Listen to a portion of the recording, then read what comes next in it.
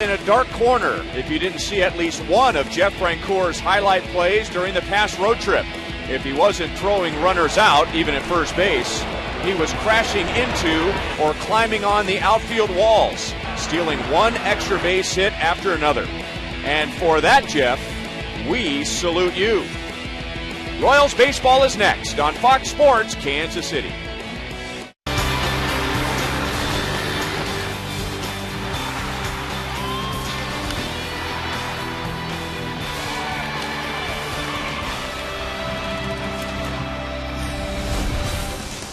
The Royals begin their final homestand of 2011 with 10-game winner Bruce Chen on the mound. He'll be taking on the Minnesota Twins, looking for his first win in September. Hi, everyone. Welcome back to Kauffman Stadium with Royals Hall of Famer Frank White. I'm Ryan Lefevre.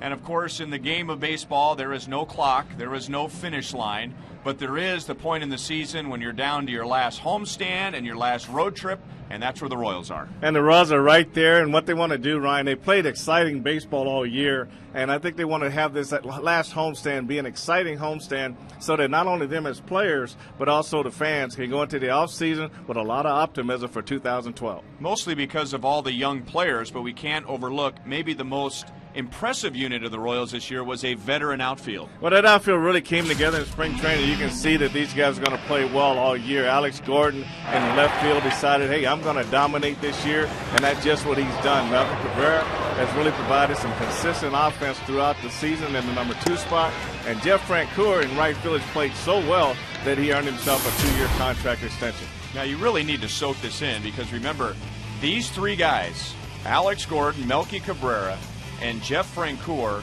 were coming off the worst seasons of their major league careers. This was Alex Gordon's first full season in the outfield, and look at all of the different categories for each of those guys where they established career highs in 2011. Tonight, Bruce Chen will face the Minnesota Twins for the third time, and he's pitched well against the division. Well, he just got to go out there and pitch his game. The last couple of outings haven't gone his way, but he just got to go out and beat Bruce Chen. Mix it up, move the ball both sides of the plate, and put the ball in play and let his defense help him tonight.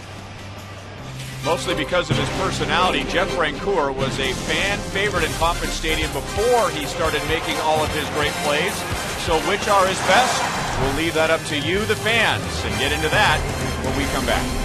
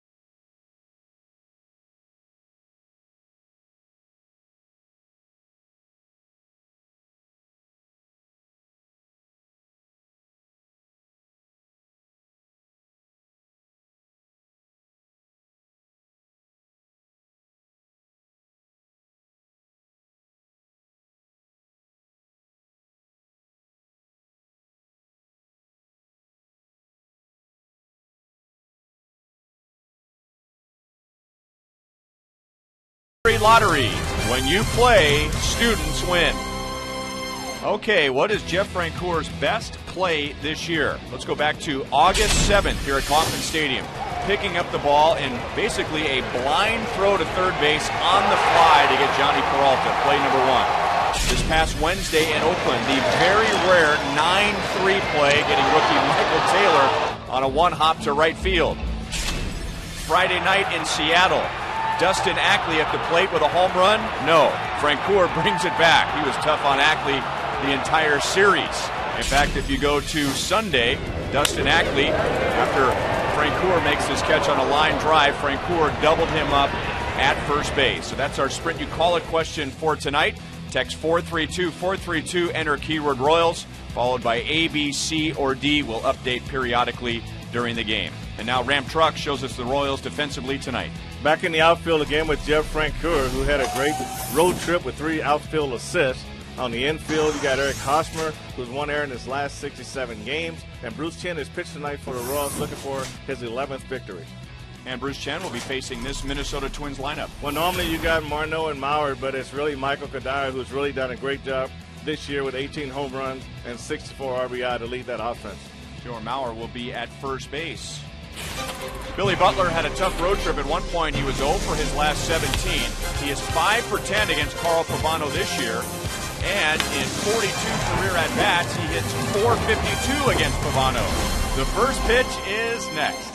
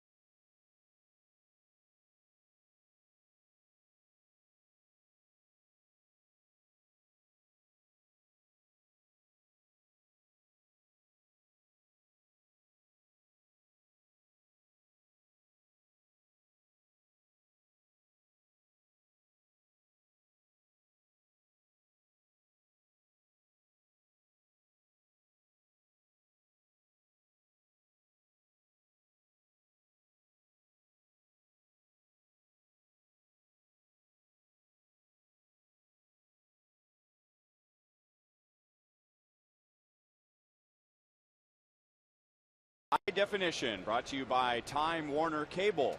Get no-fee HD with digital TV from Time Warner Cable. And we thank home plate umpire Alfonso Marquez for waiting until the clock turned to 7:10. Bruce Chen on the mound, Ben Revere at the plate. They were ready to go. And the first pitch is a little bit high to Ben Revere.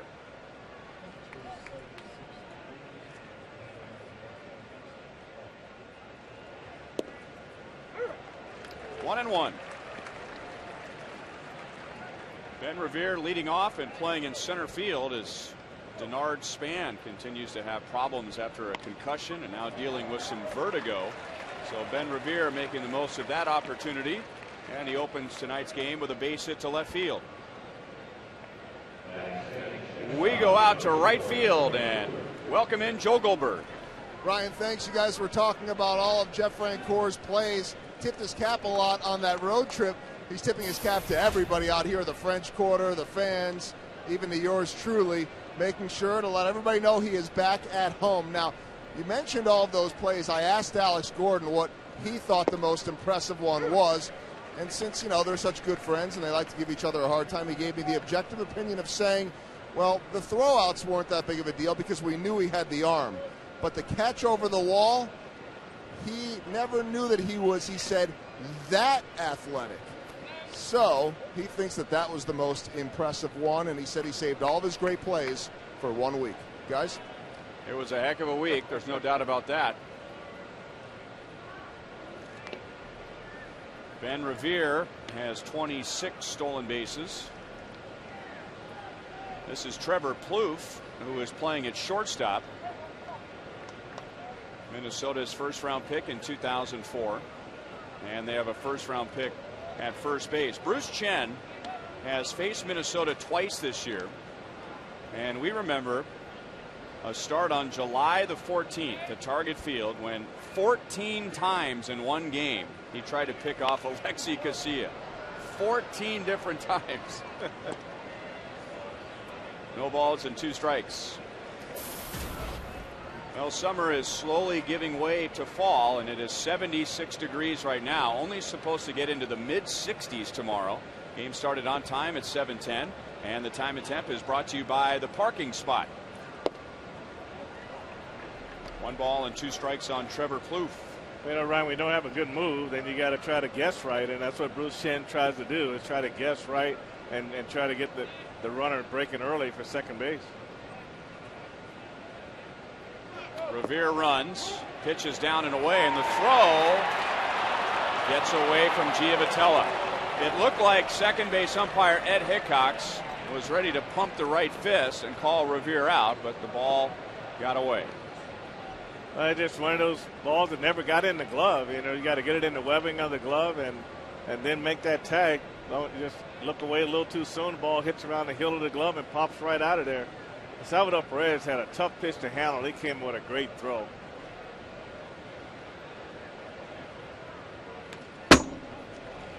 Still 2 balls and 2 strikes.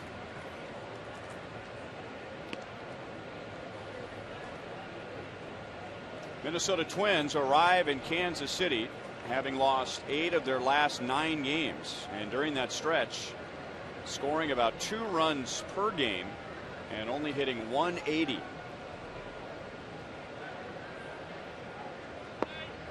Changeup is down and away. 3 balls and 2 strikes.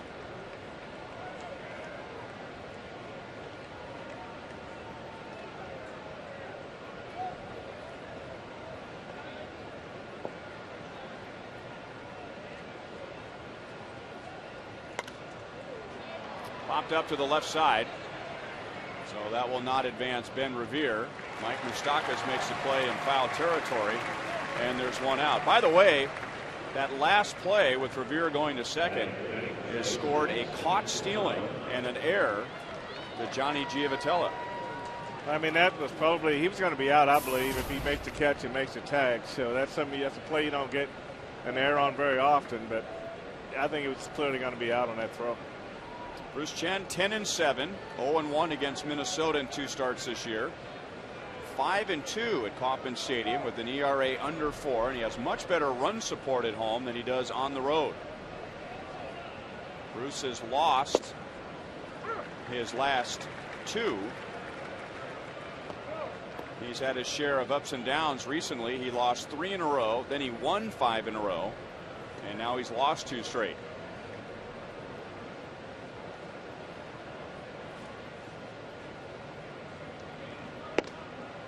One ball, 1 strike to Joe Mauer. Mauer went on the disabled list in the middle of April with an odd injury, bilateral leg weakness. Missed a huge chunk of the season.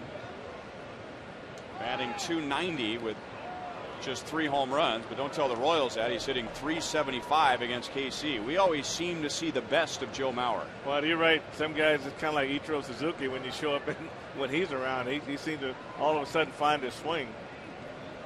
But the Twins have an interesting situation with Mauer and Marneau. If Marneau can't come back and play first base, his last bout with concussion came when he dove for a ball and just sort of shook things up. And if he can't do that, he might have to become a DH. So if he becomes a DH, then Joe Mauer is free to become the first baseman on a full-time basis next year if they can find a catcher to go behind the plate. And we found out so much about concussions this year, how they don't all of a sudden necessarily heal. They said Bernard Span second time through with him also. Still 1-2 on Mauer. Yeah, you got one team, a young team that's moving forward, and there are very few unanswered questions. The Royals do need to improve their starting pitching next year, and then you got Ron Gardenhire's team, which is full of question marks. Yes. Beginning with, can a lot of veteran players come back and play healthy next year? Still 1-2 on Mauer.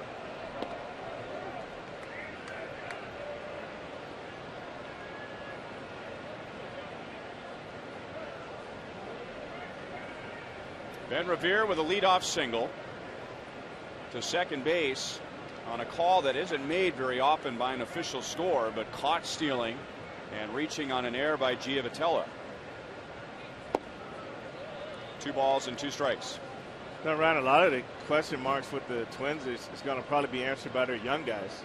You know, Royals have played 15 rookies. They played 15 rookies, and you've seen what the Royals rookies have been able to do because they've got so much training on the job at the major league level, where the Twins haven't really figured out with all their young guys whether or not they can actually play at this level. Full count on Mauer. Some of those young players, Ben Revere, first round pick, 07.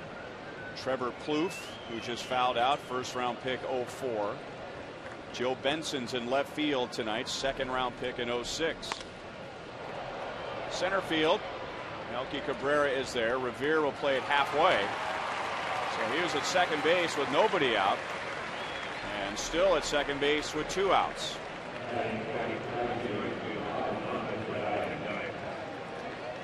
Revere on second base. As soon as this ball's hit, he just turns, and as he got to go back to the bag. As the ball gets closer to Cabrera, he's got to be close enough to the bag where he can step on the bag and tag and be at least move in that direction in case he drops the ball. So 2 down to Michael Kadire. An all-star this year for Minnesota, batting over .280 with 18 home runs. In the last year of his contract, he is the longest tenured Minnesota Twin. Anyway, so many guys being hurt for the Twins this year. You got Kubel, Mauer, Marneau, and they got so many young guys coming up. I wonder if Kadire feels like Frank Court. Run down by Hosmer in foul territory, so a good comeback for Chen.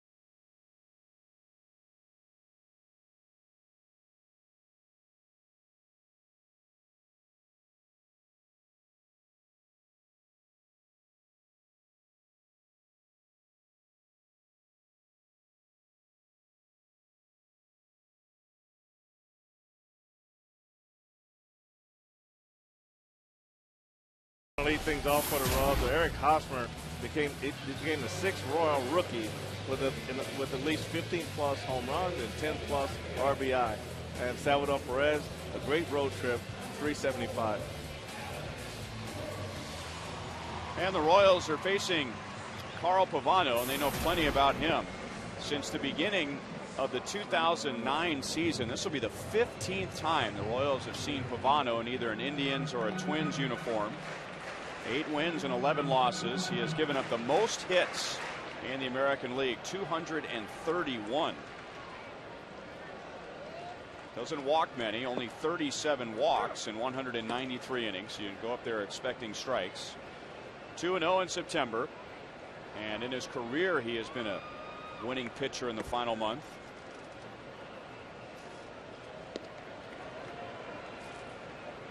You know, one of the things that's hurt Carl Pavano this year is his defense, and he gives up a lot of hits, and he puts the ball in place. So the defense really has to play well when he's on the mound. But the one thing that's hurt him is the extra outs.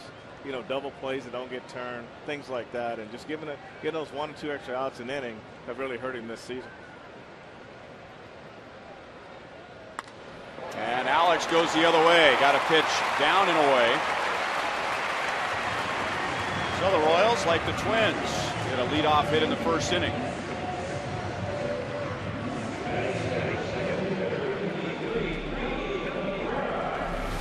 Well, you take a look at this swing right here. This is really just a defensive swing by Alex right here. This pitch is going down and away, and he just sticks his bat out there and goes with it and gets him a line drive base hit to left field.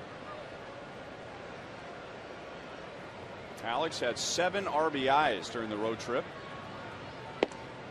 Melky started to swing, takes outside.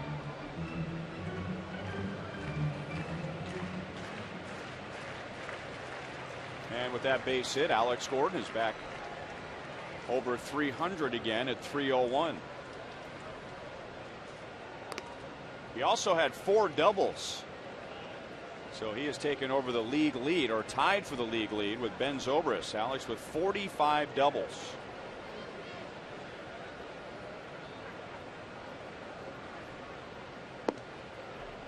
Down and away, 2 balls and no strikes. Melky Cabrera pitches .222 against the A's and the Mariners on the last road trip. He did score 4 runs and has scored 91 this year.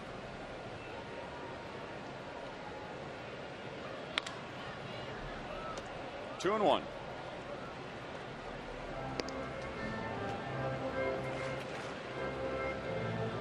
.35-year-old Carl Pavano with 105 career wins. This is his 4th start against the Royals this year. And on June 3rd, he won his 100th game. It was his 6th attempt at 100 victories.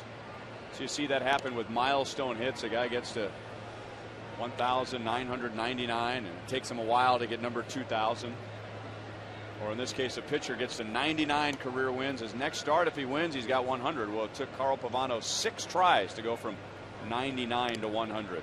Well, I can see it being more difficult for a starting pitcher than it would be for a hitter, because they've got to go at least 5 innings and keep the score down and give themselves a chance to win. So he's got to have a lot of luck on this side when he goes into the game. And Melky helped him out, going after a pitch in the dirt. 2 balls, 2 strikes.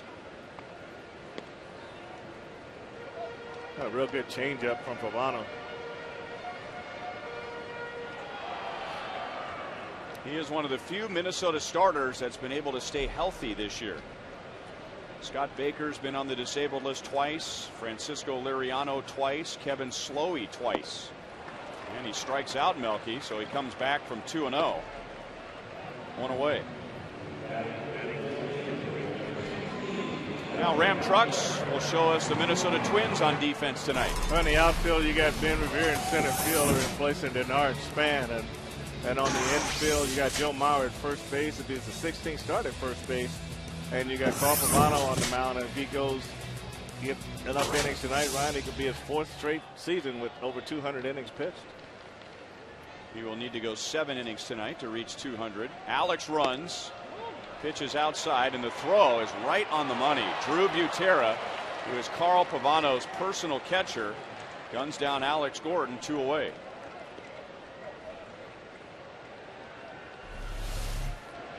Well, Alex got a good jump also, but Sal, I almost called him his dad's name, Sal, but Drew Gutierrez, he's got a great arm, and he had a good release, and that was a good catch and tag right there on Alex Gordon. 2 balls and no strikes. Billy Butler got off to a great start on the last road trip.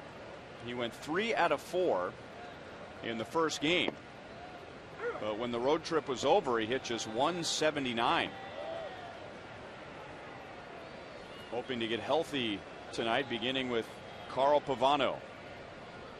42 at-bats and a .452 career average for Billy Butler against Carl Pavano.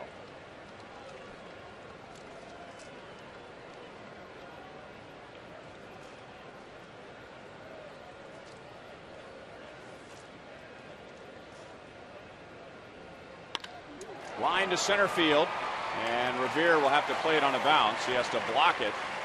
So Billy Butler with his 20th career hit in 43 at-bats against Pavano, and 6 out of 11 this year.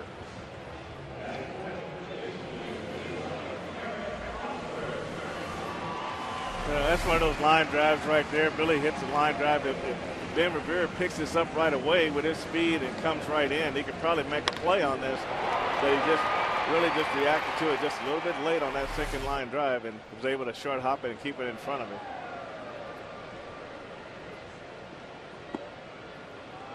Low to Eric Hosmer. Hosmer just hit the daylights out of everything on the road trip. His batting average was .333, but if you kept track of line drives, his batting average was about .700 on the road trip. Out in a ground ball to second base, the Royals get 2 hits but no runs in the first.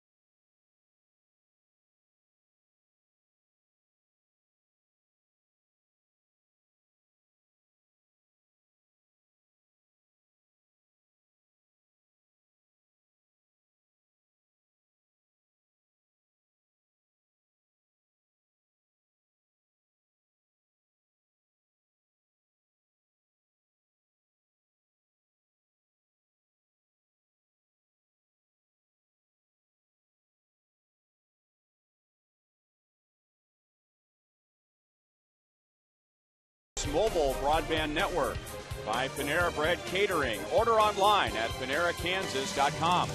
And by Chevy. See your Kansas City area Chevy dealers. The Chevy Equinox and the outfield experience next to the George Brett statue. Bruce Chen gave up a leadoff single. And then Ben Revere was at second base with nobody out, but Revere never got to third. Jason Kubel, Danny Valencia, Luke Hughes in the top of the second inning. And Jason Kubel is another Minnesota Twin that has been on the disabled list this year, down with a left foot injury in early June, and that's still bothering him. Out of the lineup on Sunday when Minnesota was in Detroit, and then the Twins, like the Royals, had an off day yesterday. 2-2. Yeah, it shows you how freaky that accident was. He went back to the wall, and he was getting ready to jump and make a play, and that's when he injured his foot. He actually trying to jump for a ball against the wall.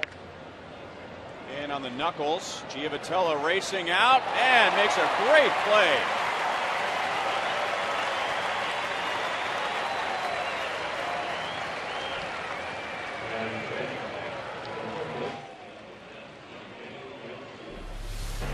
In order to make a play like this, you got to have a quick first step going back to your left. And Johnny Giavotella did a great job of just picking this up, keeping his eye on it, make the adjustment, make the play. Always a good play and a fun play for a second baseman to make going back into the outfield.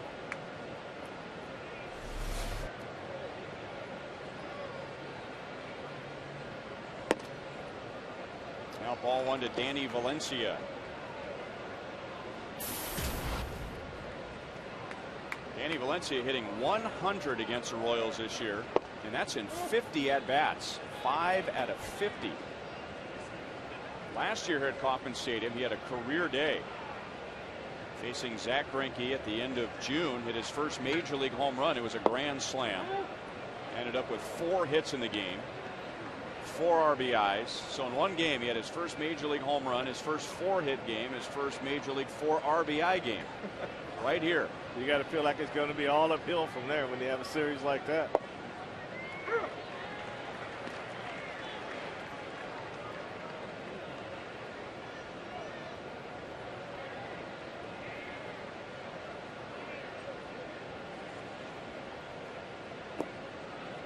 And he will walk with 1 out. And it's Bruce Chen's first. Short series with Minnesota, an afternoon game tomorrow, 3:10. It's another Ink Student Night or afternoon and local music showcase. You'll get a $7 game ticket, pregame happy hour specials, and enjoy one of KC's best bands. Tomorrow features music from Roman numerals. That's before the 3:10 game.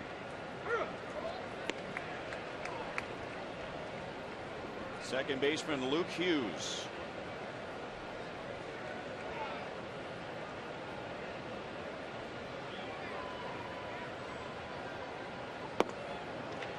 Balls and 2 strikes. A .237 hitter. Hughes has 7 home runs, including a home run against Bruce Chen.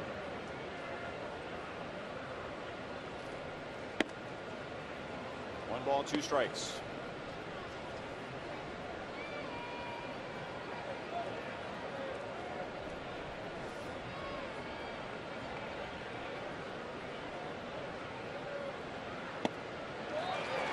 First strikeout for Bruce, coming right after his first walk. 2 down.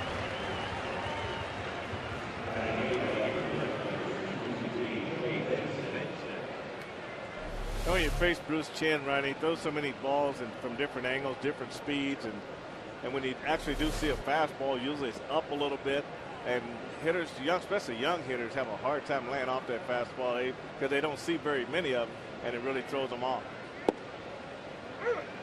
This is Joe Benson. Royals seeing him for the first time.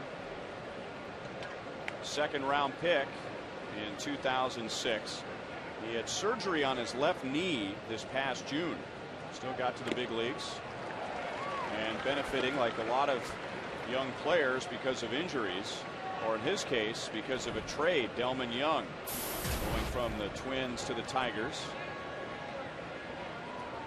The young man with good speed and got a strong arm in left field, and he plays with a lot of energy. He is down on strikes. 2 strikeouts for Chen in the second inning.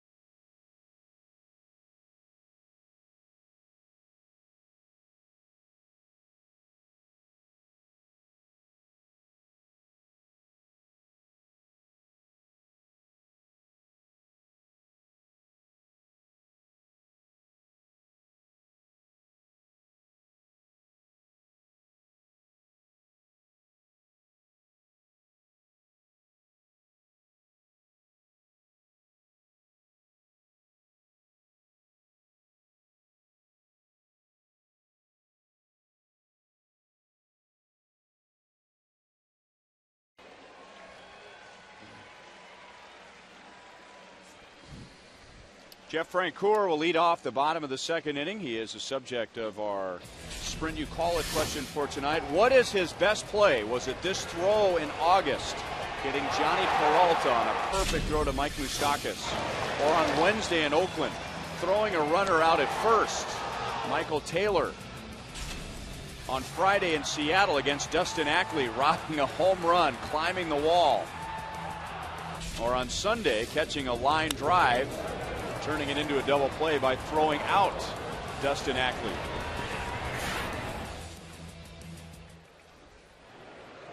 Ball 1-2. Francoeur. So far the fans are going with the throw.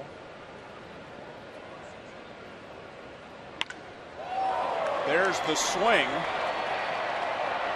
All the way back to the fence is Benson, and it's not quite enough. Francoeur is out number 1 in the bottom of the second inning. Text 432-432, enter keyword Royals, followed by a space, then A, B, C, or D. What do you think, Frank?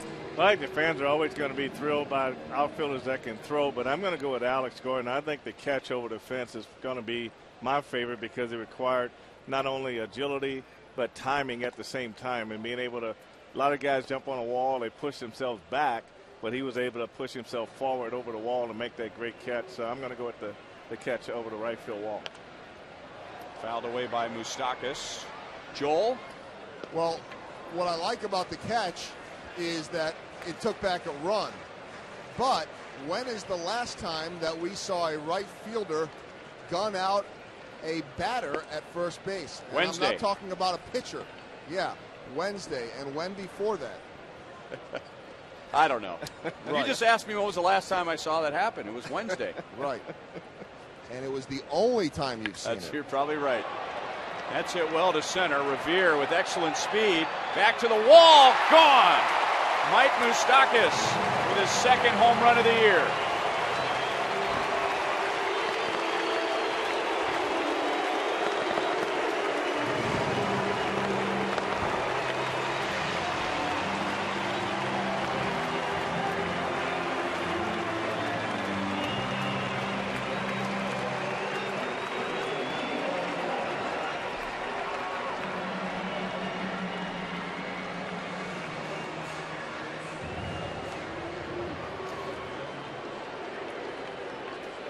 Moustakas getting the cold shoulder in the Royals dugout. Now they'll celebrate his swing.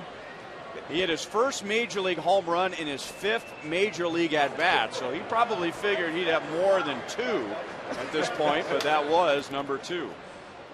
It's a sometimes the cold shoulder as we watch Johnny get this base hit on the line, down the right field line. And Giavotella now can exhale. That puts an end to an 0 for 16. Let's go back to the home run for Moustakas.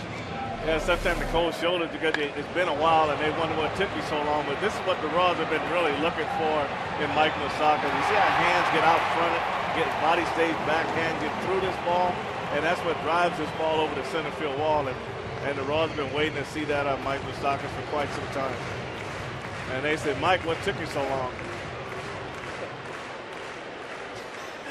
You can read Alex Gordon's lips. You hit a home run? You hit a home run?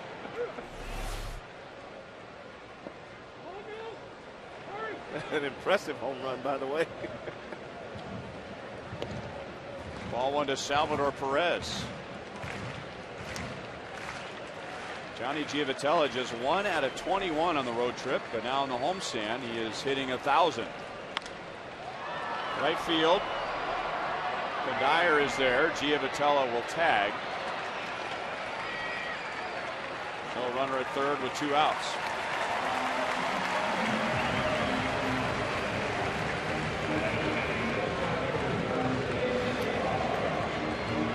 So getting back to the Sprint You Call It question, Frank is going with the catch. Joel, you're going with the throw out of Michael Taylor on Wednesday, correct? I am. Okay. I'm going to go with the throw. Selection A. And we know he has the strong arm. And he's probably made longer throws than that. But to pick it up with his back to the runner and throw almost the length of a football field and hit the bullseye. I mean, he couldn't have put that throw in any better spot than he did. Mike Moustakas didn't have to move his glove. He caught it, left his glove there. Peralta slid into it.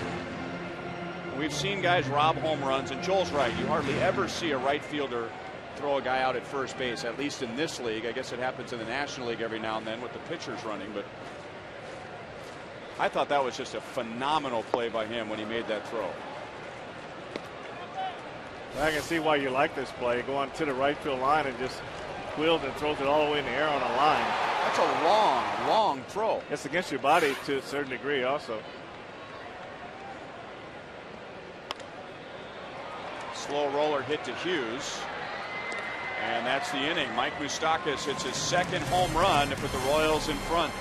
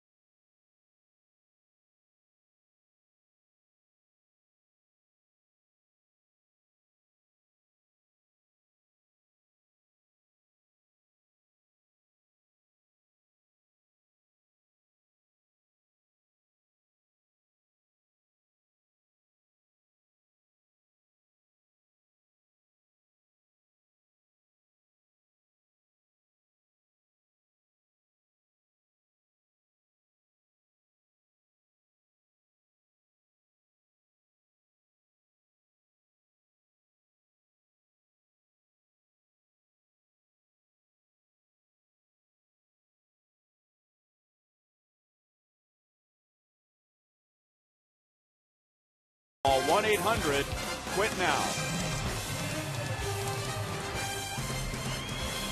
1-0 Royals on the Mike Moustakas home run in the bottom of the second inning. And speaking of Royals alumni, here's Fred White. How about that for a segue? Good evening. How you guys doing? Good to see you. Good to be here. Thank you. Fred I always wondered how you guys do this, so I wanted to come. Yeah, back. right. Exactly. It's like riding a bicycle for you, Fred. Fred, this is a microphone. This is a broadcast booth. Yeah, but the trouble with that, Frank, is I fell off my bike a lot when I was a kid. It's great to be here.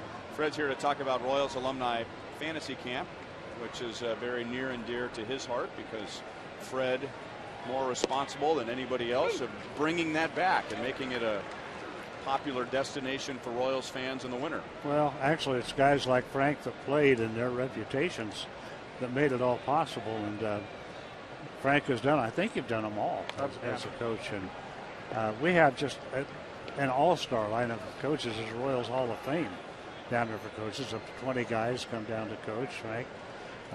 You can go right on down the line. George and everybody you've heard of has been there coaching. And it's a great time. Great time for the campers, I'll tell you that. But, Frank, I think you guys have your own clubhouse, our coaches. There's a lot of reminiscing going on in there, and it takes them about 15 seconds to get back into player mode and get on one another. It's fun down there. And the fans get to go along for the ride and hear all the stories and all the ribbing and all the fun stuff that happens off the field. Well, they do. And, Frank, I think besides the fact that they get to hang out with you guys who were their heroes, the fun is when you see them walk in there, especially for the first time. There's their locker set up, their uniforms, their name on them hanging in there, and they're like kids at Christmas time. Well, I agree with you, Fred. I mean, that's one of the things. They got a couple different uniforms. They come in the next day, everything's hanging up for them again. They can't believe that. they say, well, when do they have time to do this? So the clubhouse guys really do a good job of making sure that their experience is the same as if they were a major league player going to spring training. And the biggest thing, guys come down there thinking, I wonder if I'm good enough to do this. It doesn't matter how good or how bad you are. There's somebody else there at your skill level. Once the workouts start, once the games start, they're into it, and they're having a lot of fun, and they forget all about am I good enough or not. They realize they are. They get real competitive, too. They do. I think some of our stuff comes out, too. I mean, we, as managers and coaches, we kind of rib each other quite a bit, too. Yeah. It's fun to see them. They play 2 games a day. Midway through the first game, the competitor in them comes out. It's out by then, and the coaches are urging them on and wanting them to win. They see the games then get somewhat serious, and it's amazing how quickly they get into the mode. Bruce Chen throws out Ben Revere, so 2 down in the 3rd inning. So Ryan, are you going to play this year? I haven't been invited yet. Oh, well, yeah. We can take care of that. Yeah. He should go. Here, buddy. Free brochure, right? Thanks. You know, there's registered here and everything. There's more than one reason he should go. Another reason he should go is because he's young. That's and he right. can play innings. Yeah. Did you see me trying to open that window last April? Center fielders are always good. I mean, you play really shallow. You know, when you talk about the players getting together, it just reminds me of every time a player retires and he's sitting at the podium talking into the microphone and the inning comes to an end. He always seems to reminisce about his teammates than he does the great games that he plays. They do. Hey, guys, thanks. And people, just call Dina Wathan out here, get some information. Come on down.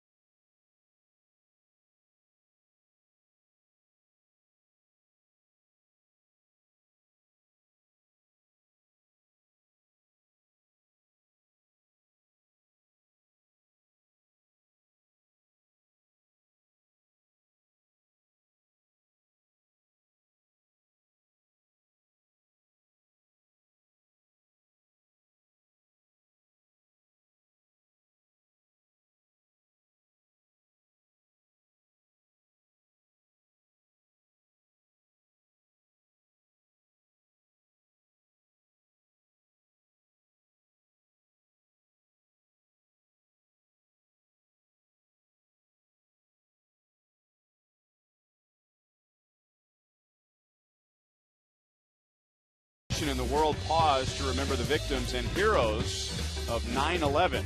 And sitting in the Buck O'Neil Legacy tonight, Shannon was in the North Tower of the World Trade Center when the first plane hit. She escaped just as the South Tower collapsed. Alex Gordon collapses on a pitch, drives it to deep center. 2 home runs for the Royals tonight against Carl Pavano.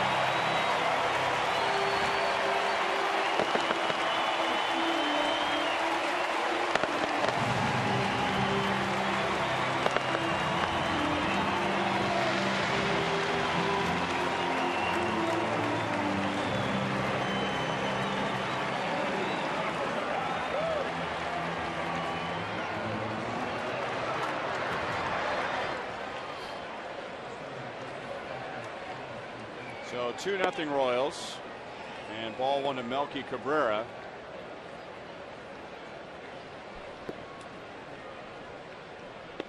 I don't know if there's ever a good time to talk about victims of 9/11, so we apologize for the timing, but we're pleased to have Shannon here today as a survivor of 9/11, sitting in the Buck O'Neil legacy seat. And she is certainly enjoying this inning as the Twins are throwing it all over the place. And Melky Cabrera with the double, and thanks to the wild throw by Benson, is at third base with nobody out.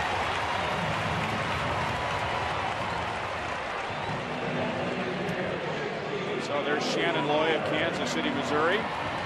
Shannon says she represents all survivors of 9/11 and joins them in remembering those who lost their lives that day. She's had an opportunity to see Alex drive the ball deep to center field for a home run in his last at bat. You know that the ball's really traveling in center field, and also got an opportunity to see Melky Cabrera hit the double down the third baseline. It's a good pitch. He went right with it, right inside the third base bag. And this is what a strong arm can hurt you right here, Ryan. He comes up and really tried to throw it all away rather than trying to throw that one hopper into second base. And he overthrows everybody. Luckily, Joe Meyer was backing that play up. That was a milestone double for Melky Cabrera. It is his 40th of the year. And the Royals just became the first team in Major League history to have 3 outfielders with at least 40 doubles apiece. How about that? That's a lot. That's a lot of base running right there. Yeah, Billy Butler is climbing up the charts also. So Pavano, after giving up a home run and then a double, and he's had all kinds of trouble with Billy Butler, pitches him carefully and he walks, putting runners at first and third with nobody out. And if Billy Butler ends up with 40 doubles, and we expect that he will, he has 38. The Royals have become the first team since the 2006 Texas Rangers to have 4 players on one roster with at least 40 doubles apiece.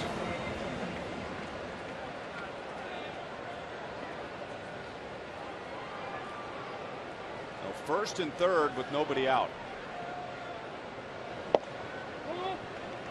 Ball one outside, and now Pavano has missed with 5 in a row.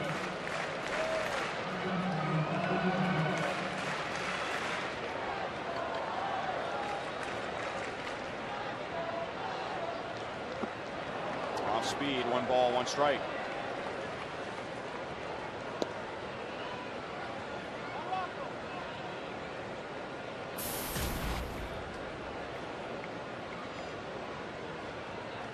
Hosmer out on a ground ball to Luke Hughes at second base in the first inning.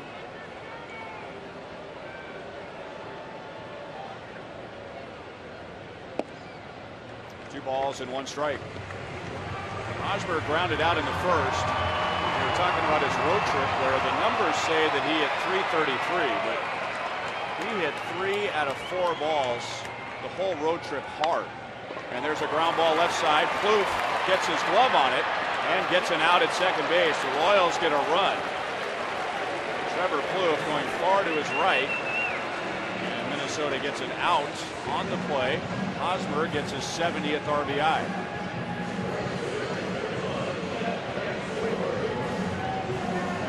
This is really a nice play by Plouffe at shortstop. Hosmer goes down and tries to go to left field, and Plouffe makes a nice diving catch. A nice flip to Luke Hughes at second base to force Billy Butler, but the run does score.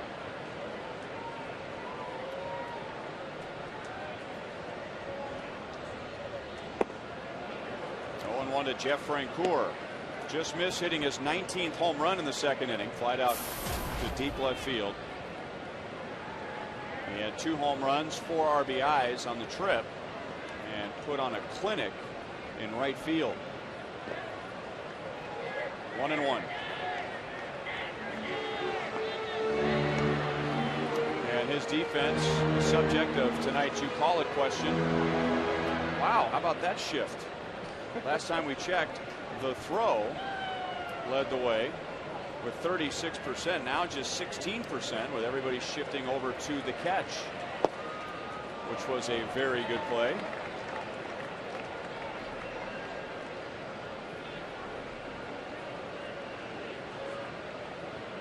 Not sure if Jeff Francoeur was able to text in tonight, but he said before the game that it was throwing out Michael Taylor at first. That was his favorite play because it is something he has always wanted to do.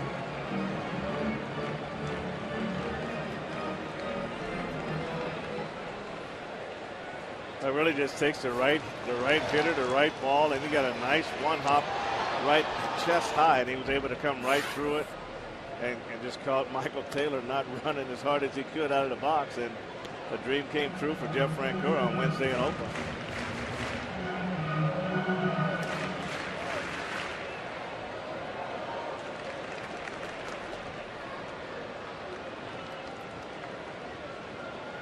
Hosmer runs. Francoeur pulls it to third. And Valencia's play is to first, 2 down.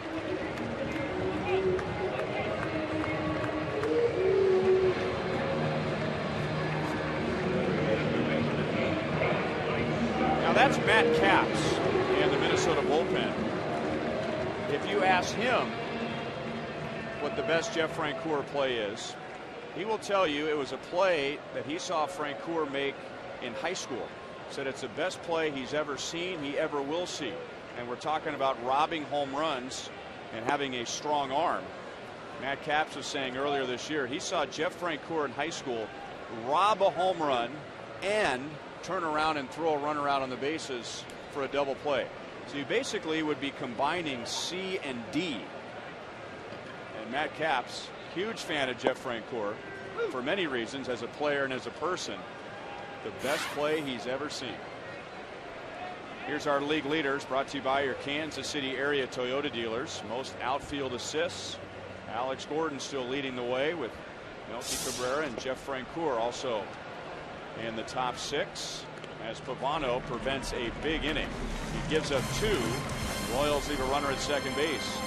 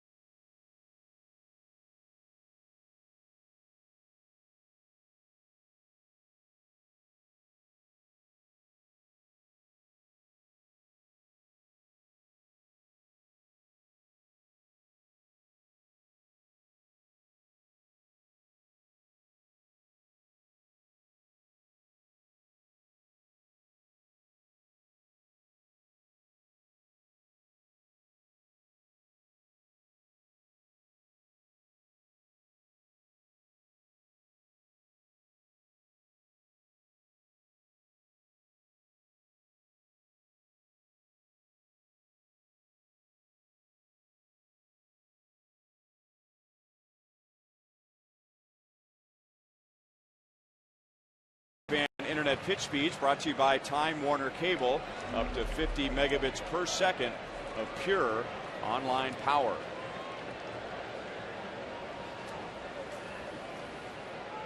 A pitcher that relies on finesse in Bruce Chen, and one that relies on contact in Carl Pavano.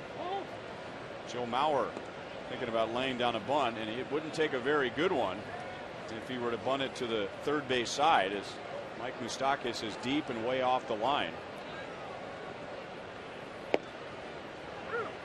Mauer flied to center field in the first inning. I agree with you on Joe Mauer. I mean, he's not really driving the ball like he did in the Dome. And you get a big ballpark like this, your power numbers in left center field are not as great as they would be at the old Metrodome. So why not go ahead and lay one down and get the base hit, get something going. I mean, it doesn't do any good to fake it because the players never come in anyway. So the only reason you fake a bunt is to try to draw them in a little bit. But if you're not believable, just go ahead and drop one down and let's see what happens.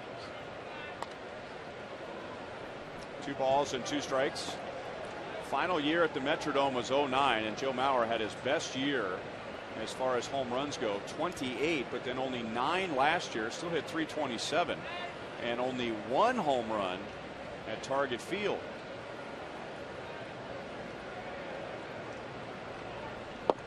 He certainly has power to pull the ball out of the ballpark, but he also at the Metrodome had excellent opposite field power, and the balls that were going in the first 5 rows in left center field in the Metrodome were being caught or going off the wall at new Target Field. Very frustrating for Joe Mauer. You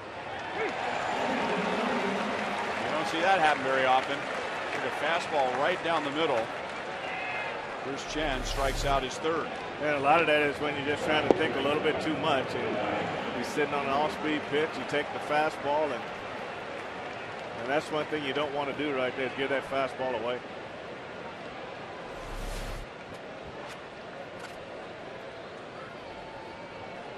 And now Michael Kadire, who fouled out in the first inning. And Kadire is 0 for his last 16. He has been bothered by a sore left wrist. This is his first game back after missing 5.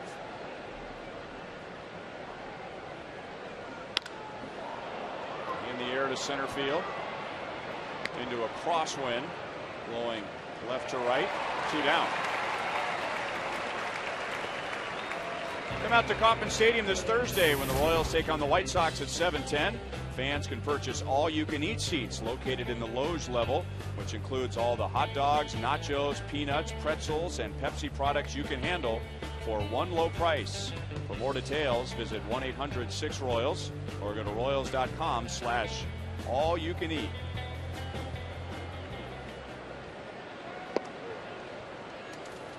Ball 1 to Jason Kubel, who popped up to second in the second inning. Johnny Giavotella made a nice running play out into right field. And that's hit to right field. Easy play for Francoeur. And it's a 10-pitch 4th inning for Bruce Chen, who has a 3-0 lead.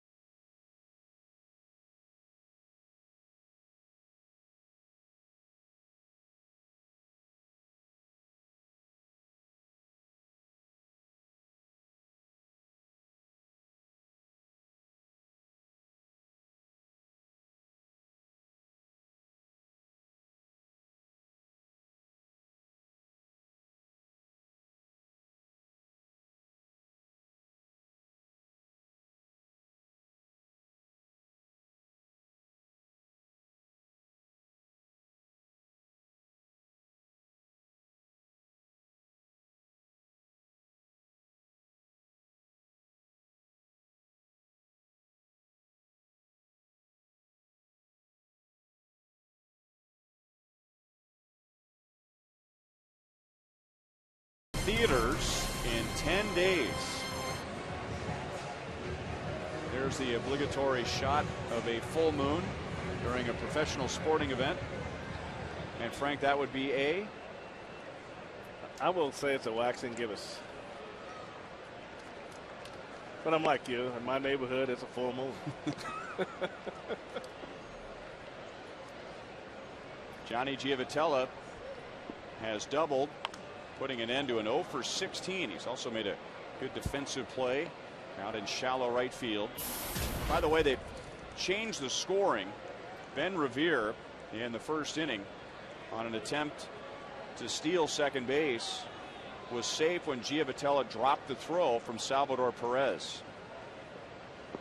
2 balls and 1 strike. It was ruled caught stealing ere Giavotella, but that has since been changed, and now it's a stolen base for Ben Revere.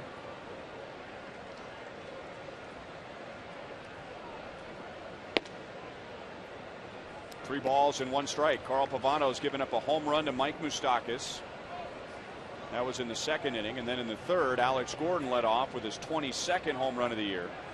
Eric Hosmer had an RBI grounding into a fielder's choice.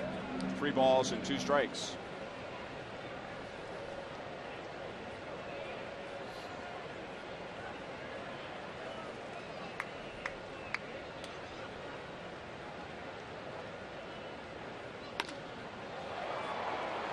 Slice to right center field. It makes it a long run for Revere, but he's able to run it down.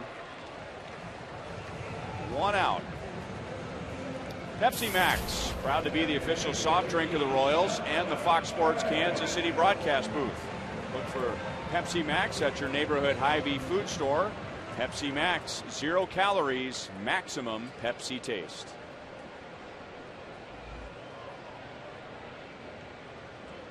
Salvador Perez up the middle and into center field. A 1-out single, and now Perez has hit in 7 in a row.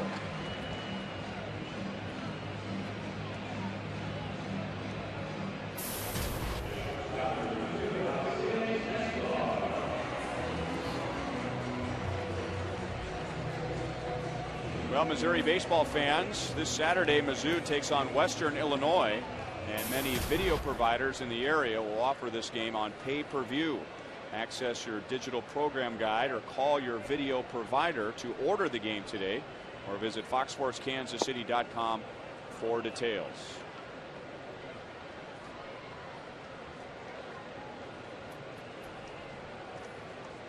Alcides Escobar grounded out to second in the second inning.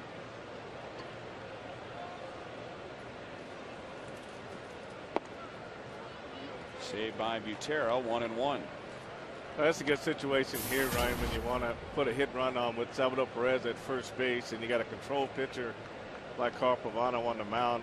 So this would be a good contact situation if you want to get some action going in this inning with 1 out.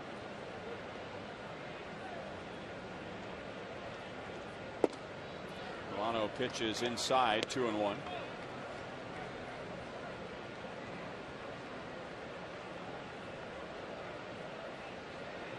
Eddie Rodriguez giving the play, if there is a play, to Perez and Escobar. Perez not running, and Escobar pulls it foul, 2-2. Eddie Rodriguez first getting the sign from manager Ned Yost. Pass it along to Escobar and Perez.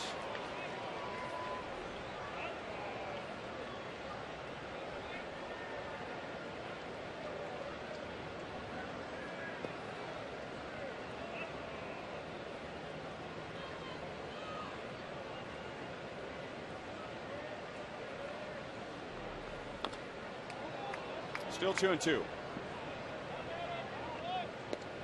Royals have attempted 1 stolen base against Drew Butera, and Alex Gordon was caught stealing in the first.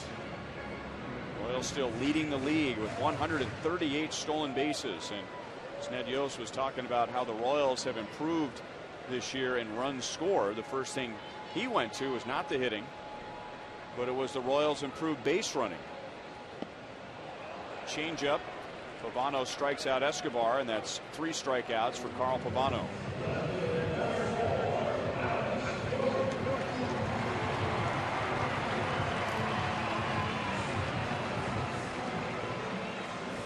I think coming out of spring training, what Ned Yost wanted to do was establish something about his team that would say that they come to play, and that the aggressive side of their game was going to be, their signature was going to be their base running, and that's what they worked hard on in spring training.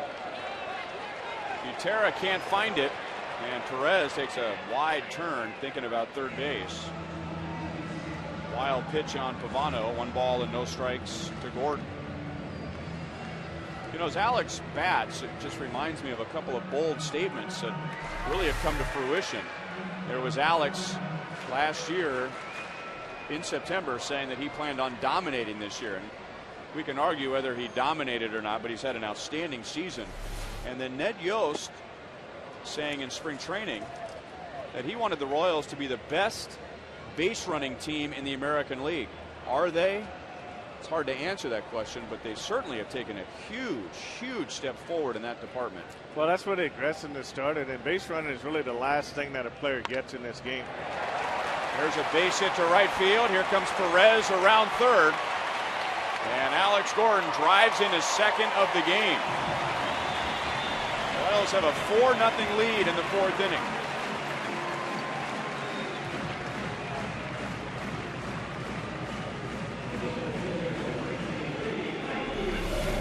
That was this wild pitch by Carl Pavano that really set the stage for this run to score.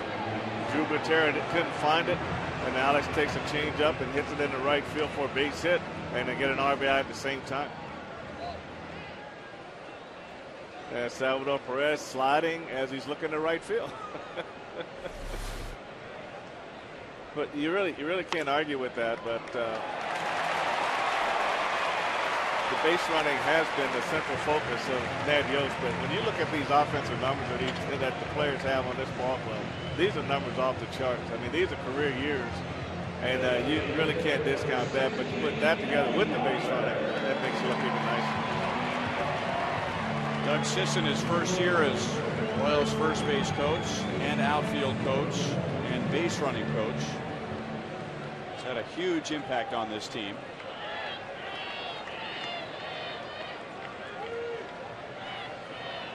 Billy Butler has singled and he has walked. Pavano misses down and away, ball 1. You know, Doug really just took what he was doing in the minor leagues with the Royals minor league players and just transitioned it to the major league level. And everything is more geared toward the time of the pitcher to home plate. And you get a lot of average runners or just above average runners. You pick the right time, and then you can really steal some bases. And he's done a great job at that. Pulled to short in the dirt, bobbled by Mauer. So Butler is safe, and the Royals have the bases loaded.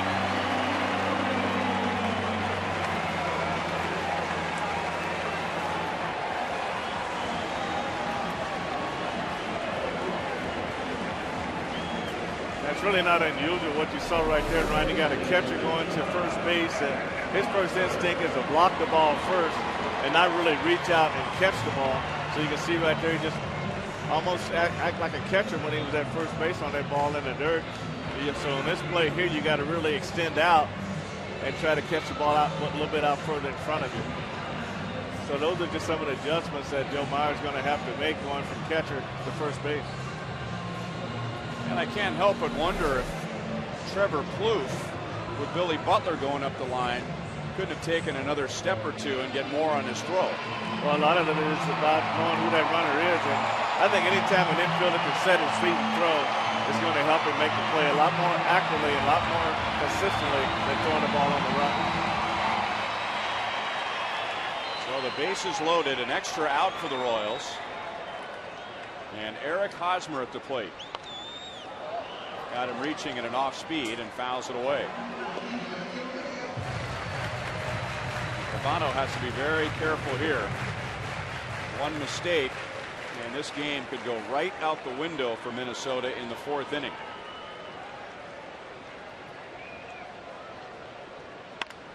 Drilled and caught, knocking Hughes into right field. Like I said, he is hitting everything hard. Royals get 1 in the 4th.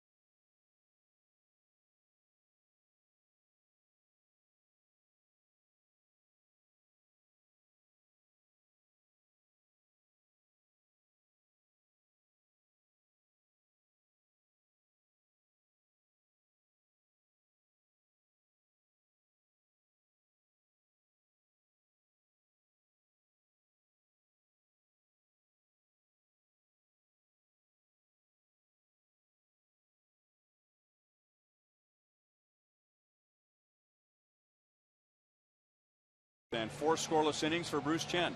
Bruce Chen is doing a good job, and he's got some offense to work with, and it's a lot easier to pitch when you get those runs on the board, and the Royals offense has not let him down so far in this ballgame. Royals have scored in 3 consecutive innings, and now Bruce Chen back to work in the top of the 5th.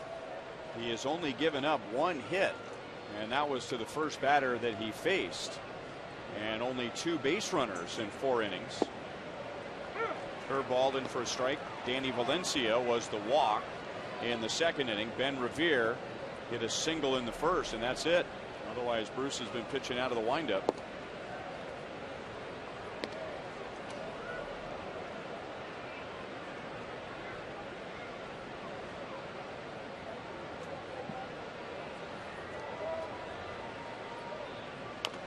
Valencia bounces it over the mound. Here comes Escobar. Quick throw, not in time. Hosmer made a nice play to dig it out. And Valencia has an infield single. Well, just over the mound, Escobar comes in quickly, gets rid of it quickly, and Valencia is able to beat this throw. Hosmer does a good job picking it out of the dirt. Once again, our Sprint You Call It question for tonight. Jeff Francoeur's best play of the year, and a comeback for the throw. Can't decide what they want to do with the throw. Text 432-432, enter keyword Royals followed by a space. A, B, C, or D. How about Monty? All right, Monty. My pick is getting destroyed here out at first. How about you? I'm going to give a vote for the throw. I really liked it. It took a lot of different elements. It took some agility. It took a very strong arm. It took some great baseball instincts, and he really displayed all of those on that play.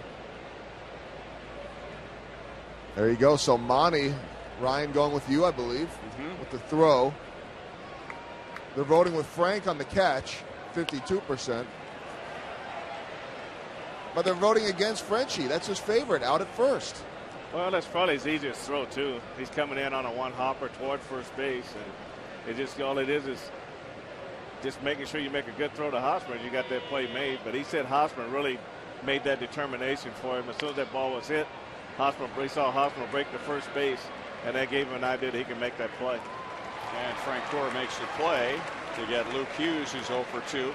And it makes sense that Monty and I would agree, because if you combine our career statistics together, we have 304 saves. Well, I like it when guys save baseballs from going out of the ballpark as a pitcher, but you know that I remember in Baltimore they have that low fence in left field, and Frank, you'll remember this, a lot of balls that go out during batting practice, a pitcher stand out there and try to really replicate that play. I remember Mark Gubazon making a play like that during batting practice, but if a pitcher can make that play, it's great, but not that special. Come on, Monty. I love it. Attaboy.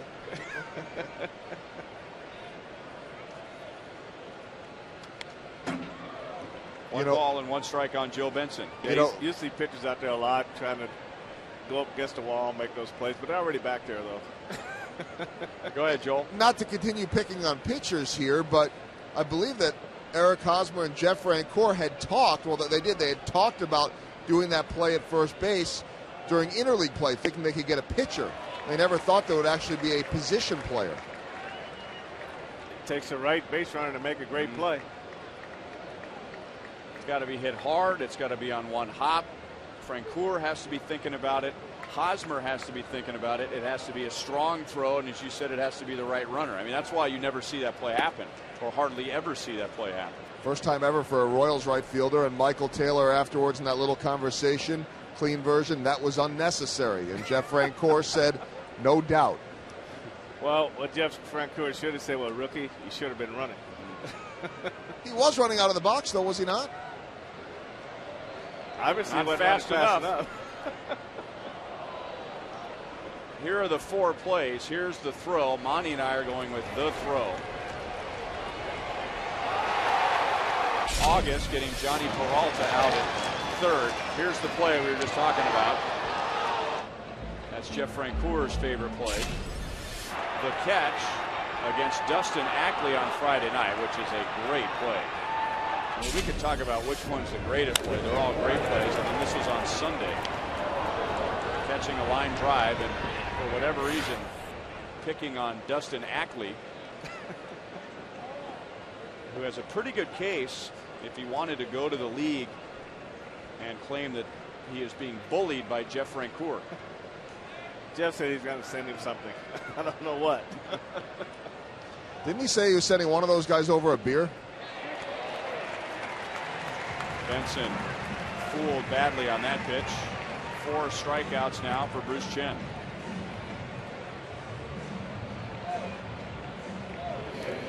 %47% going with the catch, 38% going with the throw. Only 5% for the double play. That's not a surprise. That was a good play, but it doesn't belong with the other 3. Does it? He made another play against a wall in that series. Just as nice a catch when he had to reach up to his left over the wall. Made a really nice play on that ball, too. That one probably could have been in there. And he had one that was over his head that he reached to get. That's right. That's another one, yes. He had, 4 plays in that series and 1 in Oakland. I mean, he had 5 plays. That's why Alex was joking with me before. He made all of his great plays in 1 week. We obviously know that's not true, but he had 5 great plays on that trip. Now, this is the wall catch here. That's a very nice play there, too. It wasn't a home run, but that doesn't take away the degree of difficulty. Wouldn't you guys admit if he didn't make the catch over the wall, that play is in there and we're debating that one instead? Possibly.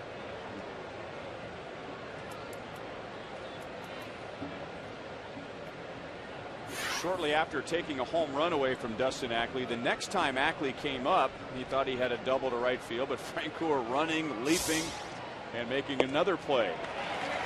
5 strikeouts, 5 scoreless innings for Bruce Chen.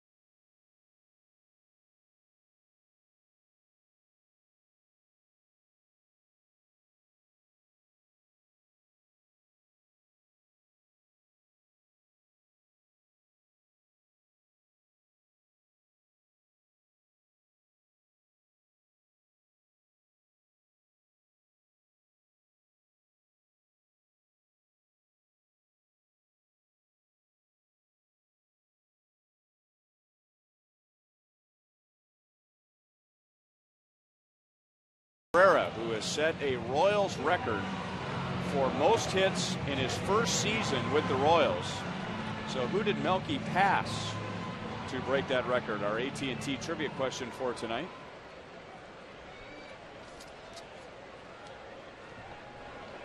So first year with the team after playing for another team.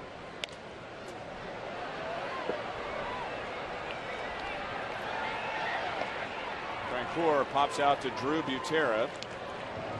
He is 0 for 3. So that eliminates some of the rookie records. The player who previously played with another club had the record for most hits in his first season with the Royals until Melky Cabrera this year.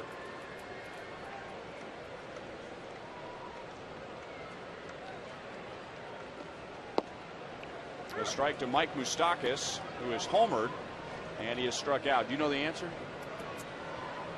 You told me. Only because I saw it. I didn't come up with it on my own. Well, we're going to leave it up to the fans tonight. It is an outfielder. There is your clue.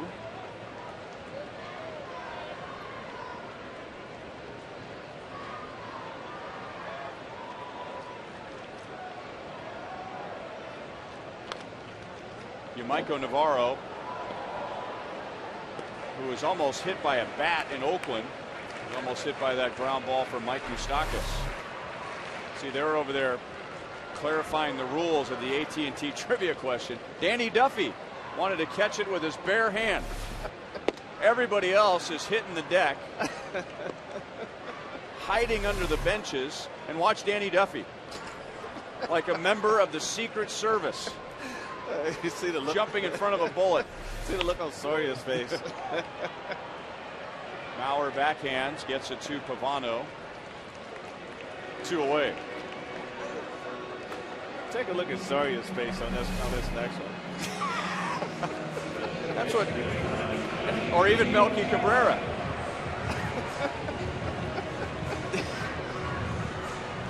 That's the look that Soria is used to seeing on hitters' faces when he's on the mound. For sure.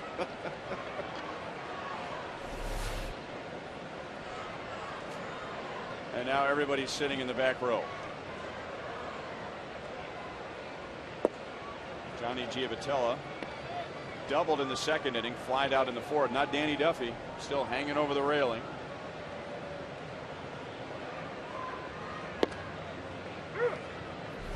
One ball, one strike.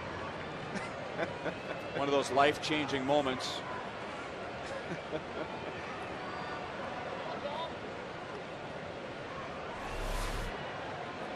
You have a moment like that happen in your life, and you just want to make sure you've told everybody you need to that you love them. Oh, for sure.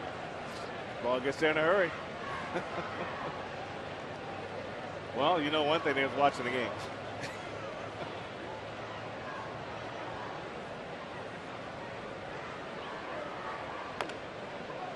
Chop toward third, and Valencia grabs it in foul territory. It's still 1-2 on Giavotella. Coming up on Friday, join us for the final Fireworks Friday of the season. It's the Royals and the White Sox at 7:10. It's also Futures Night. Royals top minor league prospects will be at the K for an autograph session at Gate A from 5:30 to 6:15. That's Friday, the Royals and the White Sox.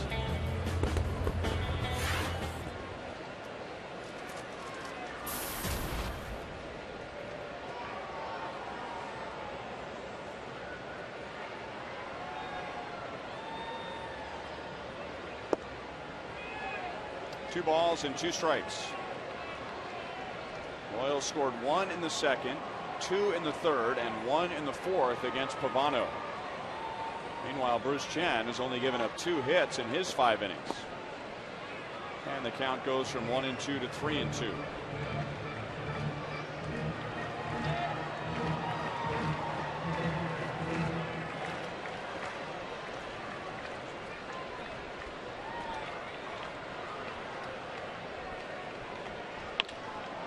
A 2-hit night for Johnny Giavotella.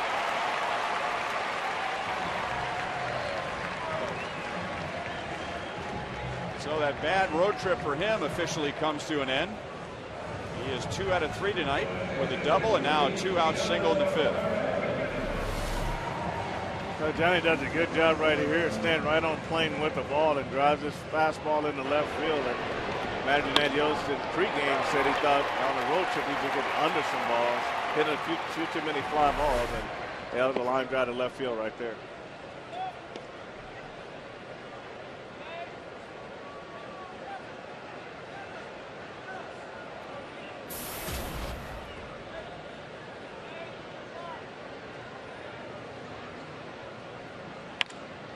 Perez, right center field and deep, but Ben Revere got a good jump and with good speed runs it down. Royals are scoreless in the 5th. They lead 4-0.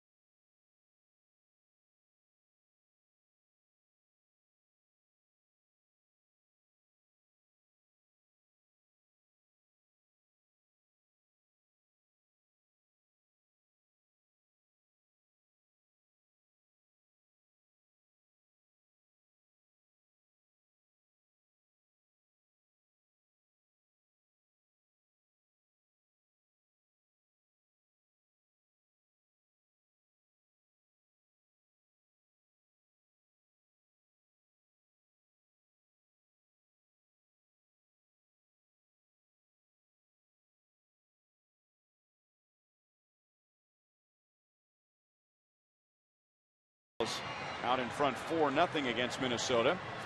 Coming up on Saturday, we're going to celebrate halfway to St. Patty's Day. The party begins at 4:30 in the Outfield Experience. Enjoy live Irish music from Flanagan's Right Hook, green draft beer, and a sample of some of KC's best local Irish vendors. Plus, the first 20,000 fans receive this Royals green cap, presented by Commerce Bank. That's Saturday. Final Saturday home game for the Royals.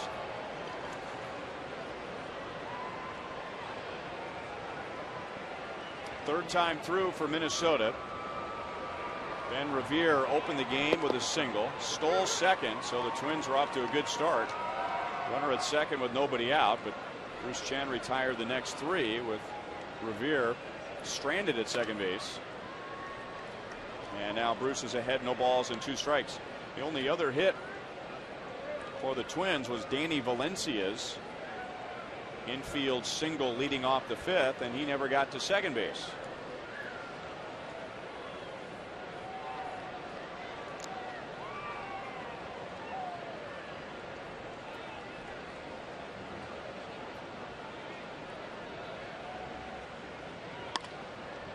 Look at that play. Bruce Chen throws out Ben Revere again. You know, part of it is ended up in a pretty good fielding position after you make that throw. He stays almost in the center of the mound and just reacted quickly to that ball to his right. You can see right here. Left side, nice play.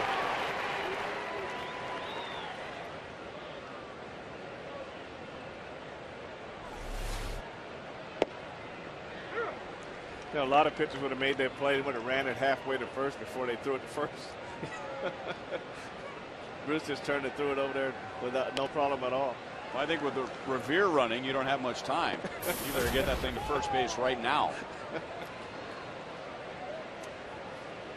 Bruce Chen's been perfect in the field this year. Well, you just hope the managers and coaches are paying attention. Down goes Plouffe on 3 pitches, 6 strikeouts for Bruce Chen. Trevor Plouffe 0 for 3 tonight, and now 0 for his last 17.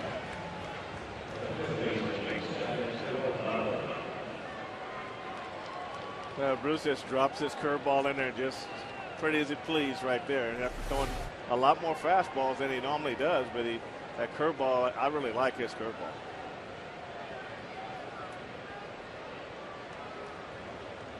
So Joe Mauer with 2 outs and nobody on. Mauer is 0 for 2 and looked at a fastball that appeared to be down the middle of the plate and at the knees in the 4th inning for a strikeout. 2-0. Yeah, Bruce is doing a good job just off the corner outside, and he's missing. That's where he wants to miss. He doesn't want to miss on the plate.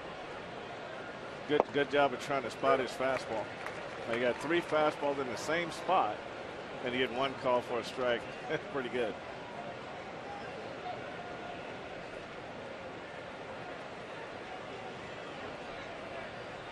Trying to go back out there. It stayed out over the plate, and Mauer fouls it away.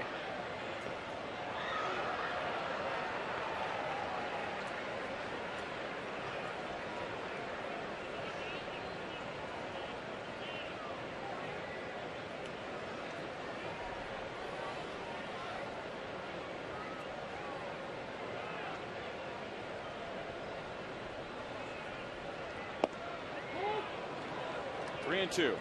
I don't think there's any secret about what Bruce Chen is trying to do with Joe Mauer. He's just trying to stay away from him a little bit off the corner. He knows if he gets a little bit on the corner, he can't do a lot with it.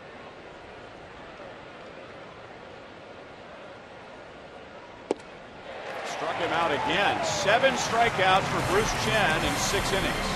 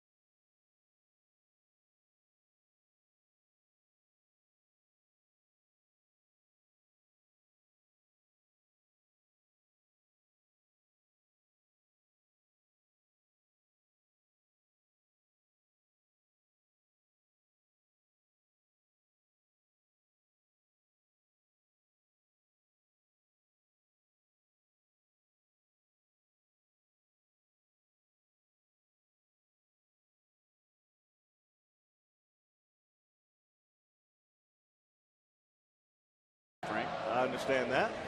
And if the Royals hit a home run this inning, David will win $900. But if the Royals hit a grand slam out of the park, David will win $25 grand from Sonic and the Kansas City Royals.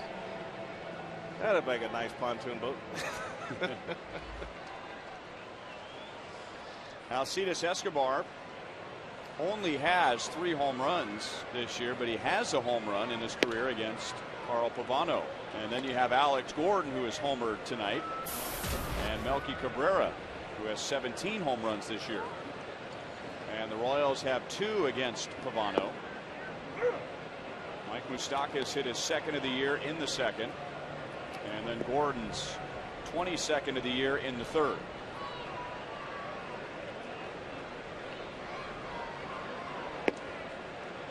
One ball, 2 strikes.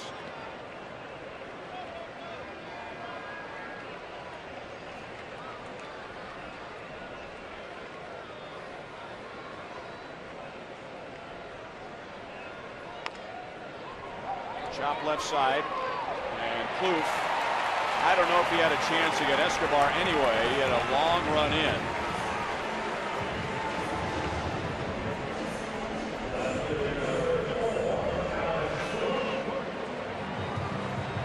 Leadoff man on. It is a base hit for Escobar. He's 1 for 3. Alex Gordon comes to the plate, and we welcome in Joel. Brian, we've been talking about some of the voting and picking some of Jeff Francoeur's plays. The players had some voting going on today, too. It's the Players' Choice Awards. They all got ballots, and they got to fill in their ballots for Outstanding Pitcher and Player in the American League, Outstanding Player in Baseball overall, Rookie of the Year, and Comeback Player of the Year. As Alex going to ground into the double play there, but Alex's name came up because as guys were voting, well, it's obvious, everybody for Rookie of the Year voted for Eric Hosmer, just about everybody, and Hosmer voted for Greg Holland. But a lot of guys were voting for Alex Gordon as Comeback Player of the Year, as Alcides Escobar called him Alexander the Greatest. But then Bruce Chen had an interesting point. He said, what is he coming back from? This is really, if it were the breakout player of the year, then it would be Alex Gordon. He actually voted for Jeff Francoeur for his Comeback Player of the Year. I suppose you could say the same guys about Melky Cabrera. Good point. Yeah, that's true, Joel. Bruce Chen, he's a thinker in that group. You know, he hit it right on the head, I think, because you got 2 guys, Cabrera and Francoeur, in my opinion. To the 7th inning, still 4-0 Royals.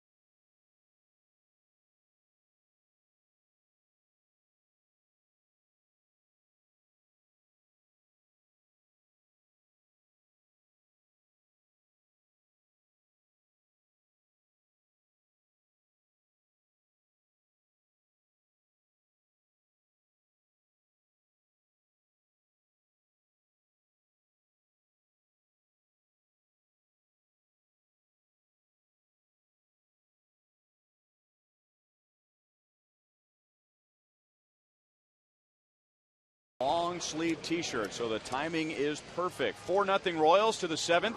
Coming up on Sunday, grab your furry best friend and join us for Bark at the K, presented by Bayer Animal Health. Packages include a human and canine ticket, doggy toy, and a donation to local animal shelters. There will be live pet adoptions, a pregame parade, and much more.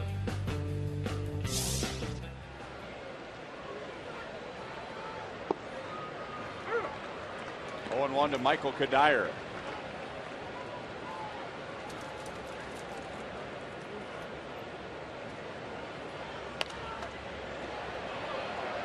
No balls and 2 strikes. Bruce Chen had retired 12 out of 13 when Danny Valencia reached with an infield single in the 5th, and now Bruce has retired the last 6 in a row with 4 strikeouts. 7 strikeouts tonight, 2 shy of his season high. Grounded to Escobar, and now Bruce has retired 7 in a row.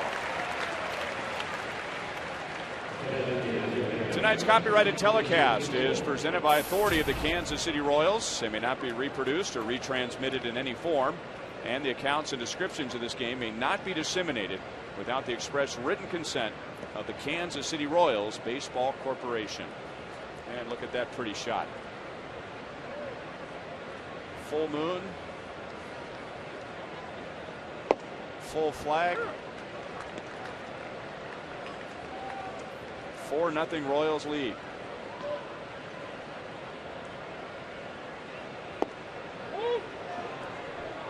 One ball and 1 strike to Jason Kubel, who has popped out and flied out against Bruce Chen.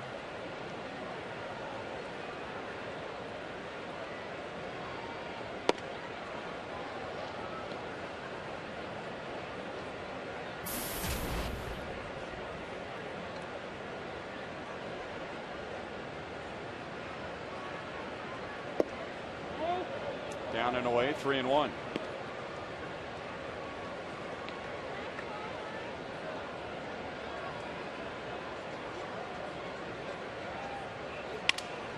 A broken bat. So he has really tied up Kubel a couple of times tonight. And Kubel is 0 for 3.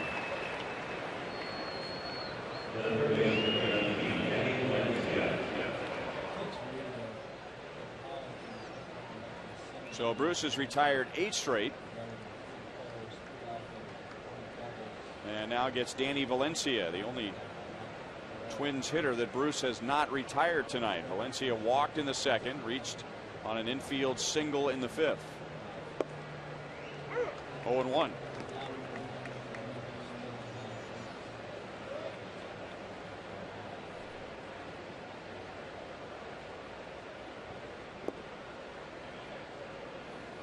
Bruce Chen, in his previous 2 starts, had given up 10 earned runs in 11 1/3 innings. That was against Cleveland and Oakland. And now tonight, no runs, 2 hits in 6 2/3. Missed with the curveball, 2-1. And in both of those games, Bruce praising the opposition after the game because of their hitting approach. Both the Indians and the A's did a good job of going the other way. Now the Twins have been doing a lot of that. They've been trying to hook and pull a lot of Bruce's off-speed pitches. There are the 2 starts. Pitched very well against Cleveland on August 28th, his 5th win in a row, but then the 10 earned runs in 11 1/3 innings against the Indians again, and then Wednesday at Oakland. Well, you know, when you get into games like that and you see what the offense is trying to do, like let's say if you recognize it's early enough that the hitters are trying to hit him the other way. So now you recognize it. Now you have to make a change. You can't keep forcing your game in there if they've already adjusted to it. So you've got to come back inside more and try to open that lane to the outside up. So he just sort of fed right into what they were trying to do, and really he didn't make the adjustment, but they did. Melky Cabrera with a sensational play in right center field. And who better to appreciate it with a big smile than Jeff Francoeur.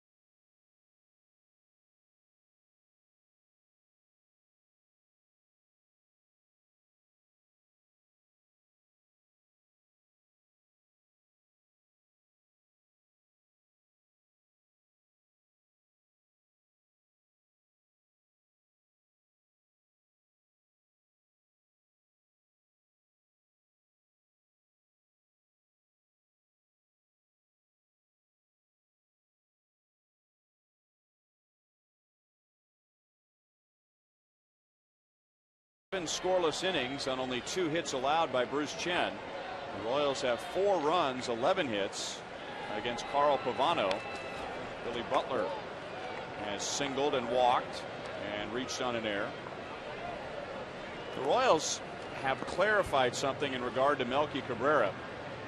After Melky doubled in the 3rd inning, the announcement went up on the Crown Vision message board as Melky got his 40th double of the year. The Royals became the first team in Major League history to have 3 outfielders, all with at least 40 doubles. Well, taking a closer look at his season, 39 doubles for Melky Cabrera as an outfielder, and one of his doubles this year came when he was the designated hitter. So when he gets his next double as an outfielder, the Royals will become the first Major League team to have 3 outfielders with at least 40 doubles apiece. Billy strikes out. That's 4 for Pavano. I think you look at him in left center field when this ball is hit, and this ball is slicing into right center field and diving quickly. And he comes across in a headlong dive. I mean, just makes this catch, nice roll, and right to his feet.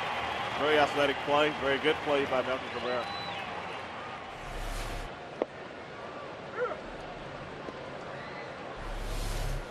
Hey, take a look at Bruce Chen. Yeah, that's what I expect out of my outfielders when I put the ball in play. And this is that. You joined me with the great play. Smile. I don't think Frenchie ever quit smiling. Welcome to the club. It's almost like they've had a friendly, competitive relationship all year in the outfield. One guy makes a great play, the other guy feels like he's got to make a great play, and one guy throws a guy at the plate, the other guy comes up very aggressive. It's almost like it's just back and forth. Nice competitive balance in the outfield between those 3 guys all year.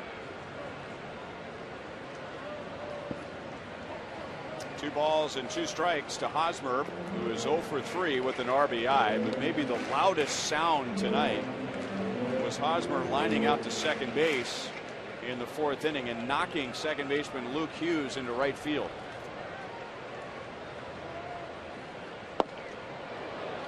Five strikeouts for Pavano and 2 in this inning.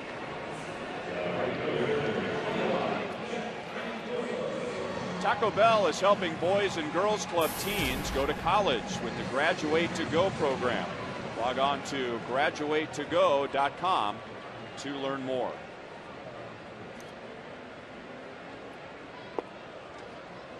And ball 1-2, Jeff Francoeur, 0 for 3 so far tonight. Yeah, the one pitch that's really worked well for Carl Pavano tonight, the one that he has the most control of has been his changeup. Pavano fields, throws out Francoeur. He has 200 innings for the season, but he is down to the Royals 4-0.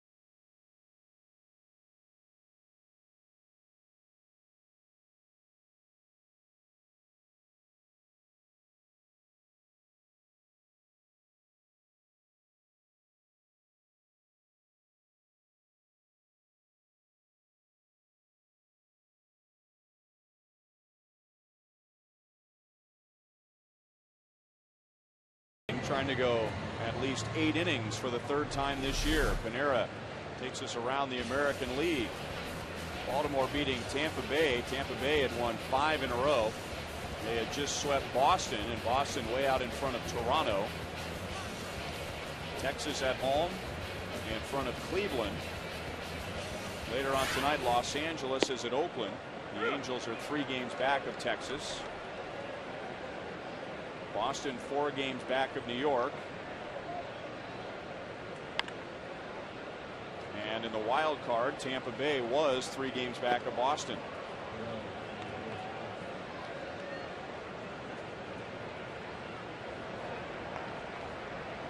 Bruce Chen had 103 pitches, and now Lewis Coleman warming up in the left field bullpen. High to Luke Hughes. 1 ball and 2 strikes. Hughes is struck out and flied out to right. Joe Benson will follow, and Drew Butera. Lower third of the order, and they're a combined 0 for 6 with 4 strikeouts.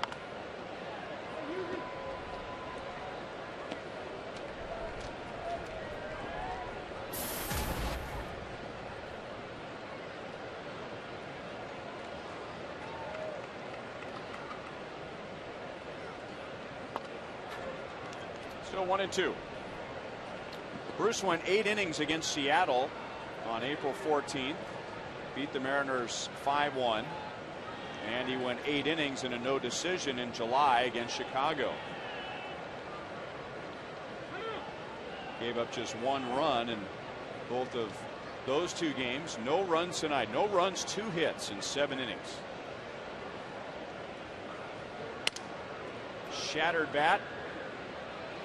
And Escobar throws out Hughes. 1 down in the 7th. That's 10 in a row. Retired by Bruce Chen. Visit the official online shop of the Royals at Royals.com for the largest online selection of official caps, t-shirts, jerseys, collectibles, and more. Get ready for fall with the latest sweatshirts and outerwear for the whole family. Go online today and browse the newest styles. It's easy to navigate, and with a large variety to choose from, shop 24 hours a day, 7 days a week. The Royals.com shop.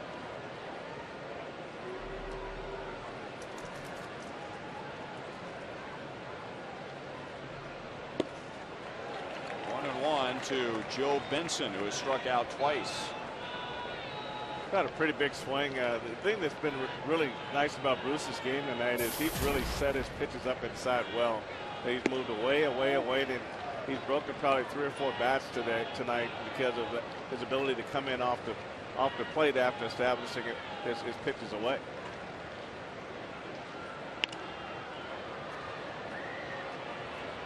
Alex Gordon makes the play in left field on Benson.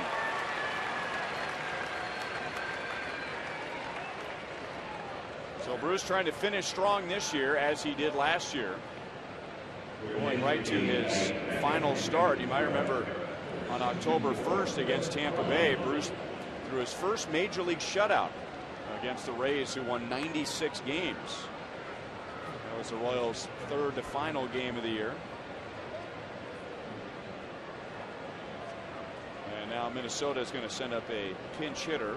It'll be Chris Parmelee hitting for Drew Butera.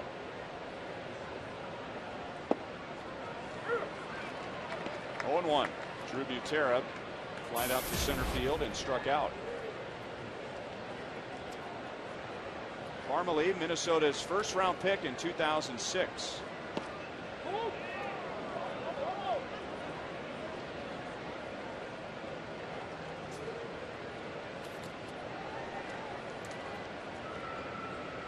He has played in just 5 games for Minnesota, but 6 out of 17. That's a .353 average.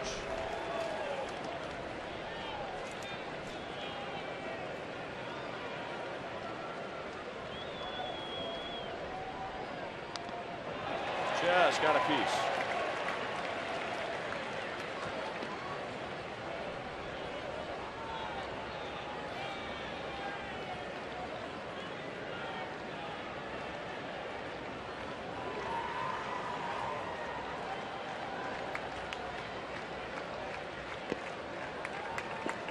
Still 1 ball, 2 strikes. 1 walk, 7 strikeouts for Bruce Chen. And the Royals had a pretty astounding strikeout to walk ratio in the just completed Seattle series. In 4 games, they struck out 51 and walked 6. 8 strikeouts, 8 scoreless innings for Bruce Chen. He has retired the last 12.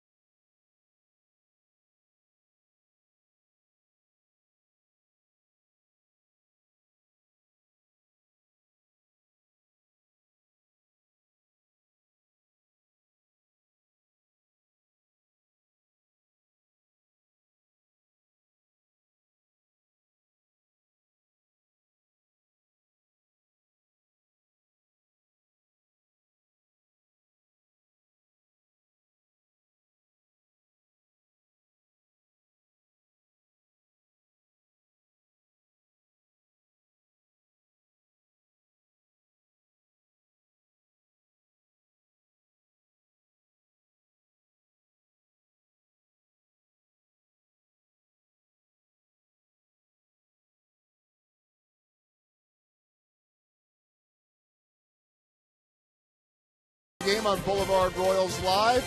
Been hearing lots of chants of Bruce and Moose. We'll talk about Bruce and Moose coming up after the game. Highlights, reaction, Jeff Montgomery analysis, and an update on Game 1 of the Pacific Coast League Championship, as Omaha right now is tied 2-2. That and more coming up after the game, guys. All right, thank you, Joel.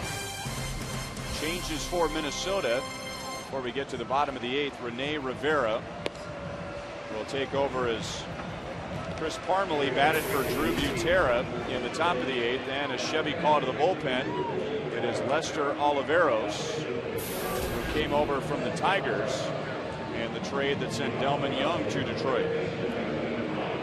So Carl Pavano hits a milestone. He gets 200 innings for the 4th time in his career, but the best he can hope for is a no decision, as he has been outpitched by Bruce Chen, who has 8 scoreless innings, giving up only 2 hits, and he's retired the last 12.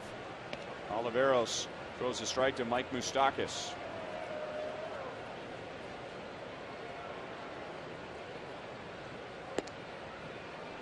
Moustakas homered in the 2nd inning.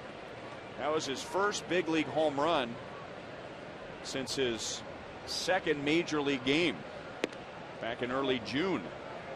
Got his first big league home run in his 5th at bat.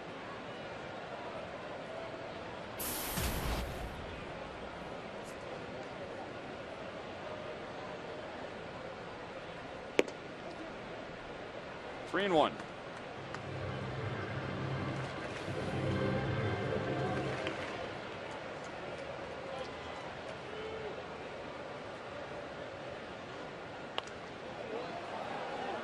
Three balls, 2 strikes. And here's Moustakas against Carl Pavano in the 2nd inning. He drives this ball all the way to center field. I mean, this is probably one of the prettiest swings I've seen Moose take since he's been here, where he just kept his body back, let his hands do the work, get his hands out front, and the ball really drove off of his bat to center field.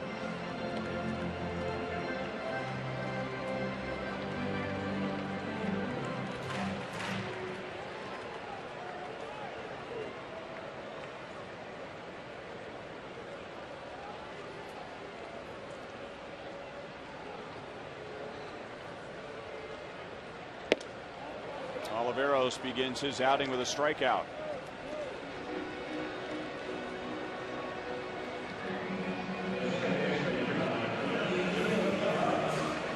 This pitch right here, they give Moose a lot of trouble. That borderline fastball up, and they just being able to get on top of it and drive it.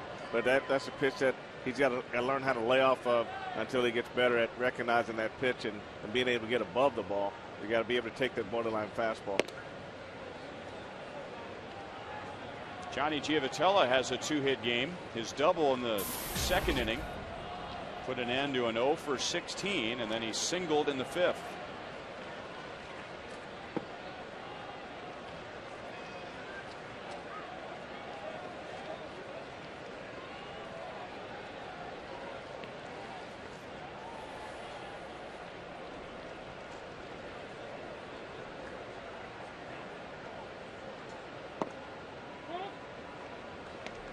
Three and 0.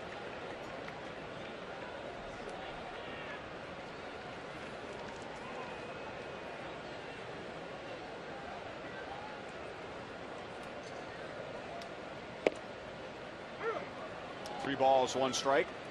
Lester Oliveros signing as a free agent with the Tigers in 2005 out of Venezuela. And after striking out Moustakas, walks Johnny Giavotella, who's on for the 3rd time tonight.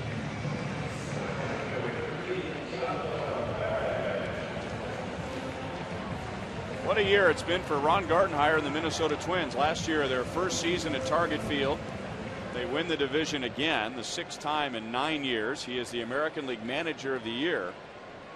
And then, mostly because of injuries this year, the Twins just fell to pieces. If I would have told you, Frank, that on September the 13th, let me take that back. If I told you in spring training that on September the 13th, the Royals would be going into their last homestand of the year and they would be in front of Minnesota in the standings, you would think that the Royals would be in better than 4th place. Well, that's true.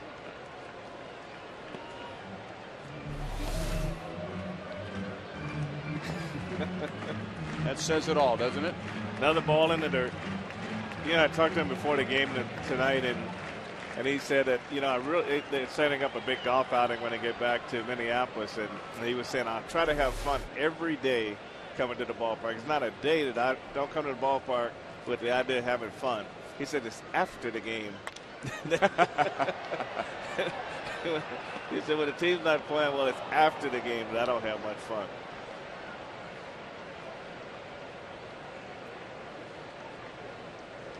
Justin Morneau's been hurt. Joe Mauer's been hurt. Their shortstop and second baseman have been hurt. Alexi Casilla, Tsuyoshi Nishioka, Denard Span has been hurt. Jason Kubal's been hurt. 3 of their 5 starting pitchers have been on the disabled list twice. Joe Nathan's been on the disabled list. Other than that, it's been a pretty healthy year for him.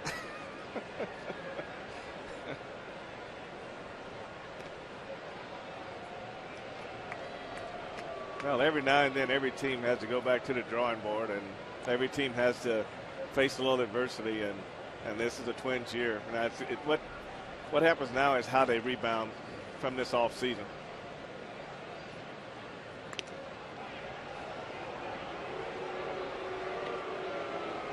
Well, sometimes you don't think a lot about your staff, but this is a staff that's won. They have a lot of players that have won.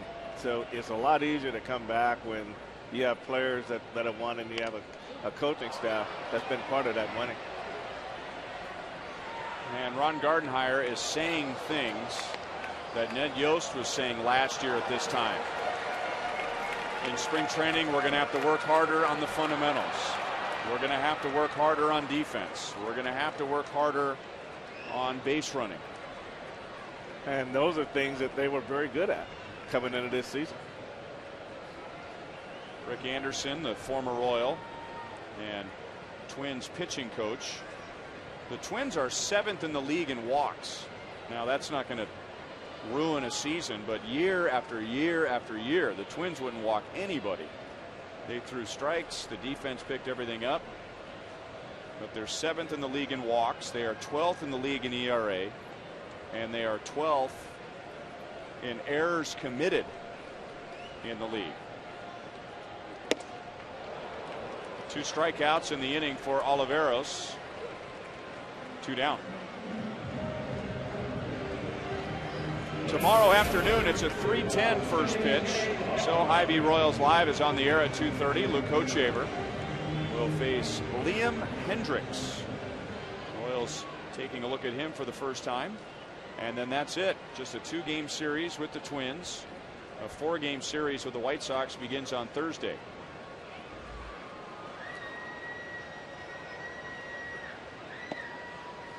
Oliveros throws a strike to Escobar, who has an infield single.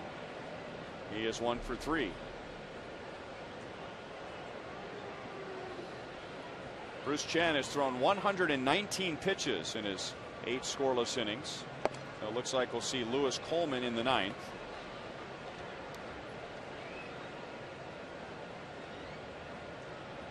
Bruce has given up 2 singles, one of them an infield single, 1 walk, and that's it. 3 base runners in 8 innings. 1-2.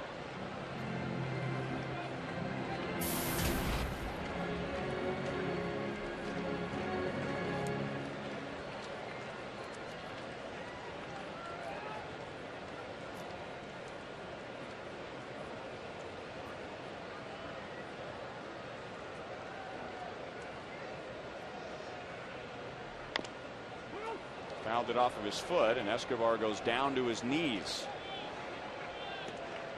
And now gets up, having a tough time putting pressure on his left foot. Well, you watch his swing, and instead of getting through this pitch, he hit around it. And when he hit around it, then that's what forces the ball down. And really, I'm telling you, it's not a fun thing to have happen to you.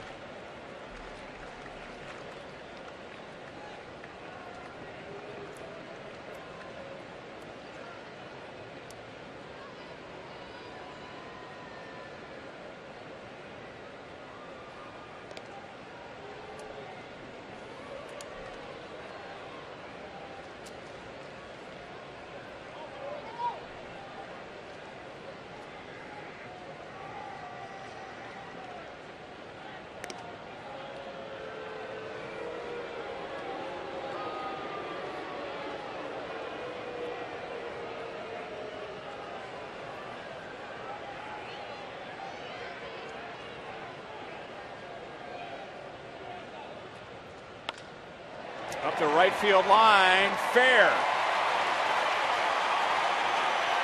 Giavitello to third. He'll be held. Escobar has a double.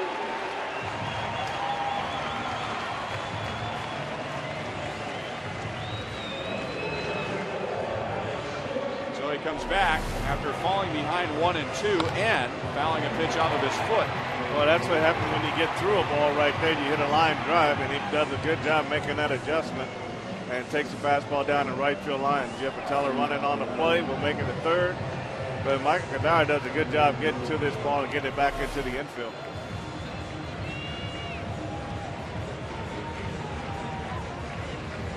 Ron Gardenhire is pointed down to the bullpen, and he's going to ask for Jose Majares.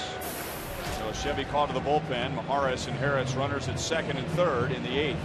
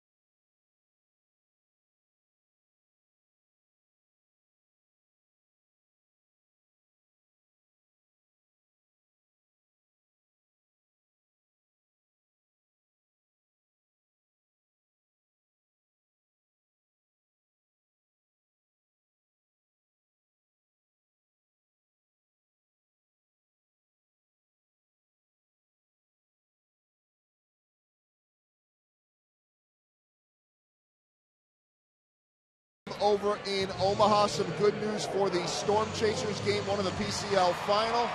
And Omaha taking the lead in the 7th inning on a Lorenzo Cain RBI single. The outfielder on the game 3 for 4 with that big single. Also has a triple. And Luis Mendoza has gone 7 innings, allowing 2 runs. Guys? All right. Back in there. That's good. Jose Majares comes on to face Alex Gordon. And Alex went too far. 3-hit game for Alex. Couple of RBIs, solo home run in the 3rd inning, his 22nd of the year. Coming off a productive road trip, 4 doubles, a home run, 7 RBIs. Alex now has 12 RBIs in his last 11 games.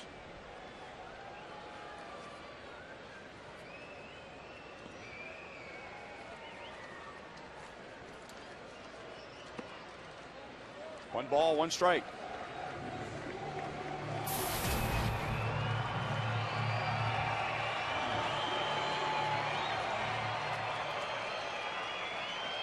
With 1 out, Giavotella walked, and with 2 outs, Alcides Escobar doubled.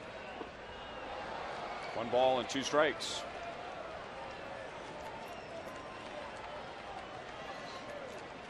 Jose Majares is another Twins player that has spent time on the disabled list. He was on the shelf in the middle of May with an elbow problem.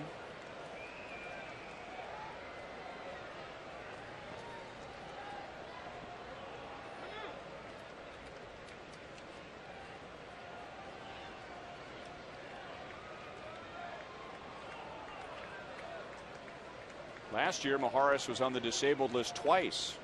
Ended up having surgery on his right knee. Still 1 ball, 2 strikes.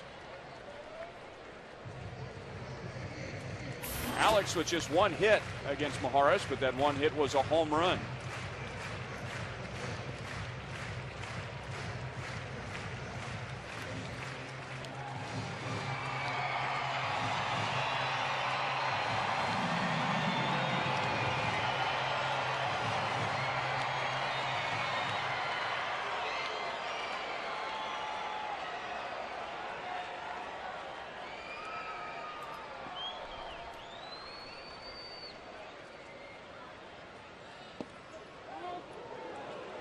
Didn't quite hit the spot. Majares still thought it was a strike, and he stares in at home plate umpire Alfonso Marquez.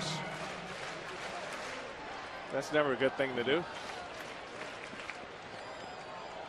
Whenever you do that and you see the umpire puts both hands on his hips, it's like, okay, now what? Foxtrack says it was outside. So Rivera must have been set up way outside. Alex didn't go after the pitch that time. 3 balls, 2 strikes.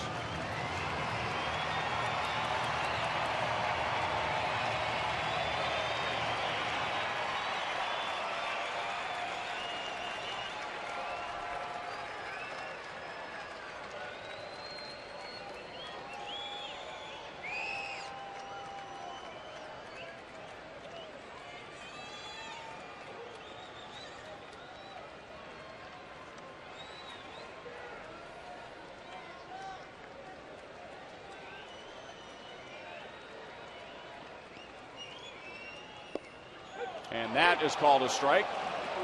Royals strand 2 in the 8th inning. They have a 4-0 lead to the 9th.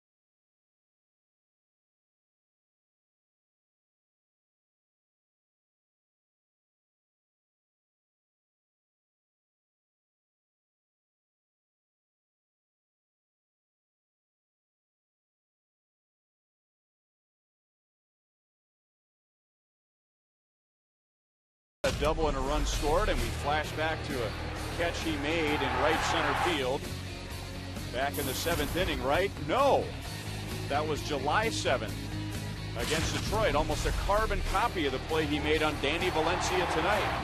So he's got that play down. Well, they shouldn't challenge him on that one anymore. That's in the basket, they say.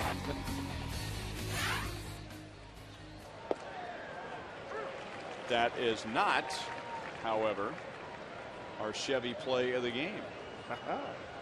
Lewis Coleman takes over in the 9th. Bruce Chen, 8 innings, 2 hits, 8 strikeouts. He retired the last 12. Ben Rivera's out, 1 for 4. We don't have a Chevy play of the game tonight. We have Chevy plays of the game. Well, a lot of good plays, and it starts with Bruce Chen. He came out tonight and really just had his best stuff, I think, of the year right here tonight. A lot of fastball strikes, a lot of looking call strikes. Helped himself on defense. 8 strikeouts on the night. I mean, he just threw fastballs right by the Twins tonight.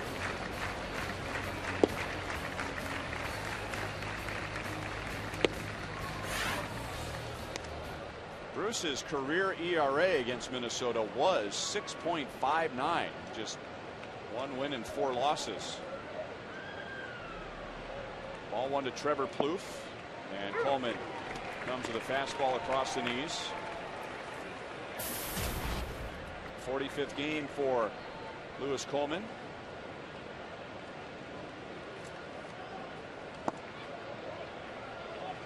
Two balls and 1 strike. This is his 5th appearance against Minnesota, and including the out in this inning. He has gone 4 scoreless innings, giving up only 2 hits. 2-2. It's been a very good game for the Royals in all facets, and it happens so often. You have a long road trip, or the Royals just got done with a stretch where they played 17 out of 20 games away from Kauffman Stadium, and then you come home, 3 balls, 2 strikes, and there's an off day, and there can be a tendency to have a let up because you're so relaxed, you're so happy to be home, that many times a team will come out and play flat the first game home. Not tonight. Well, Ned just mentioned in his pregame meeting that everybody showed up for early batting practice, and everybody seemed to still be focused on what they've been trying to get accomplished all year. Just come out, take it a day at a time, come out to win that game, be ready to play. And he seemed surprised that everybody showed up for early batting practice today.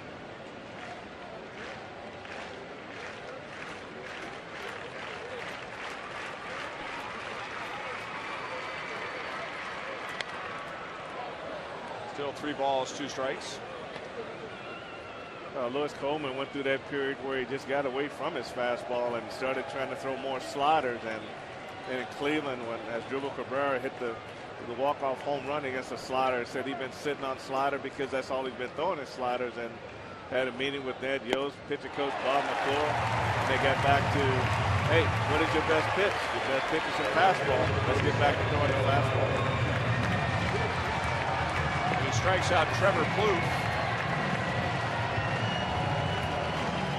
Coleman will get Joe Mauer with 2 outs and nobody on, and Mauer is 0 for 3 with 2 strikeouts. Takes his average down to 287. T-shirt Tuesday, and a good night to get a long sleeve t-shirt. Temperatures are going to continue to cool. Right around 90 yesterday, low 80s today, mid 60s tomorrow. Yeah, well, that's what we want to hold it. That's right. We don't want to get kind of crazy with it, but we'll hold it at 60. 1 ball, 1 strike to Mauer.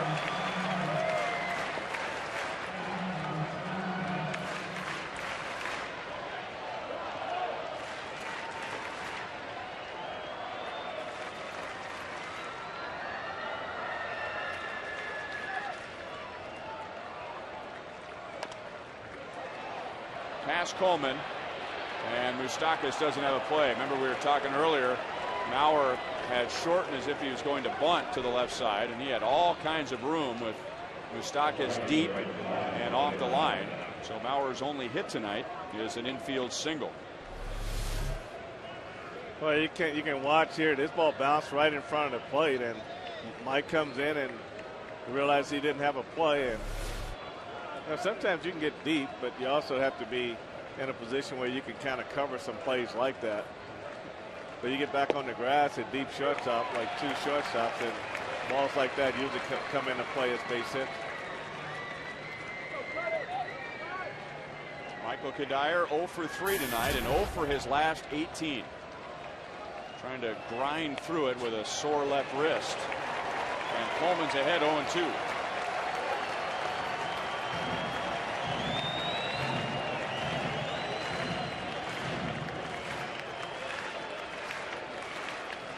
Over 25,000 here tonight. 1 ball, 2 strikes.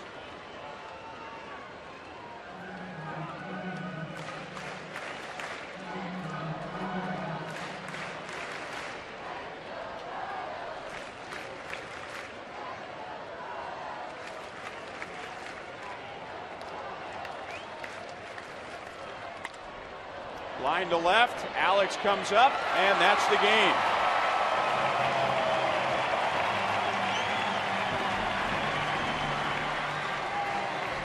So an impressive start to the homestand, the final homestand for the Royals. And the Royals trying to win the season series against the Minnesota Twins with 4 games to go, 1 tomorrow, and then 3 to wrap up the season in Minnesota. The Royals are 6-8 against the Twins. Meanwhile, Minnesota has lost 9 of its last 10. A combined shutout for the Royals. Bruce Chen, 8 outstanding innings, giving up only 2 hits, striking out 8, and Lewis Coleman pitching a scoreless night. That's good to see the way Bruce came out and really took charge tonight. Mixed all of his pitches well. Came inside off the plate a lot more and was able to freeze a lot of Twins hitters with his fastball. And I think that he just, in my opinion, pitched his best game. I know in the last 3 games, but his best game in the second half. 4-0 Royals. Let's go down to the field and join Joe Goldberg. Brian, thank you very much. As the Royals shut out the Twins for the first time since August of 2007, and Mike Moustakas, I know you've been waiting for that home run. The bat has gotten better, but tell me about that deep shot to center field. Yeah, it feels like August 2007 is the last time I hit one, too. He left the pitch up in the zone. I mean, he battled his tail off, and was able to make pretty solid contact and ended up going out of the yard. I'll ask you about your pitcher in a moment because he was the star of the game. But finally, you hit one for the first time since you were back home in Anaheim when you broke into the league. And nobody wanted to talk to you in the dugout. Yeah, it's kind of how it goes up here. They're all messing around, but they came and congratulated me afterwards. It was a lot of fun. Silent treatment, but the bats were certainly enough tonight just to be able to get some things going early enough against Pavano, too. How big was that for you guys? Oh, real big. Anytime we get out to an early lead like that and Bruce goes out and throws the way he does, it's we're a tough team to beat, especially when Bruce goes out and does what he did tonight. I mean, you got to give all the credit to him. He kept us in the game. Put up zeros the whole night, so it was easy to play defense behind him and go out and score some runs. 8 shutout innings for Bruce as he continues to pitch well for this team. What made him so effective? Because he seemed to be around the plate all night long. Oh, absolutely. Bruce gets in the zone and gets out of the zone. He throws 6 pitches up there. You don't know which one's coming at any time. And he keeps us on our toes on defense. He's in there throwing strikes, so we're able to play good D for him.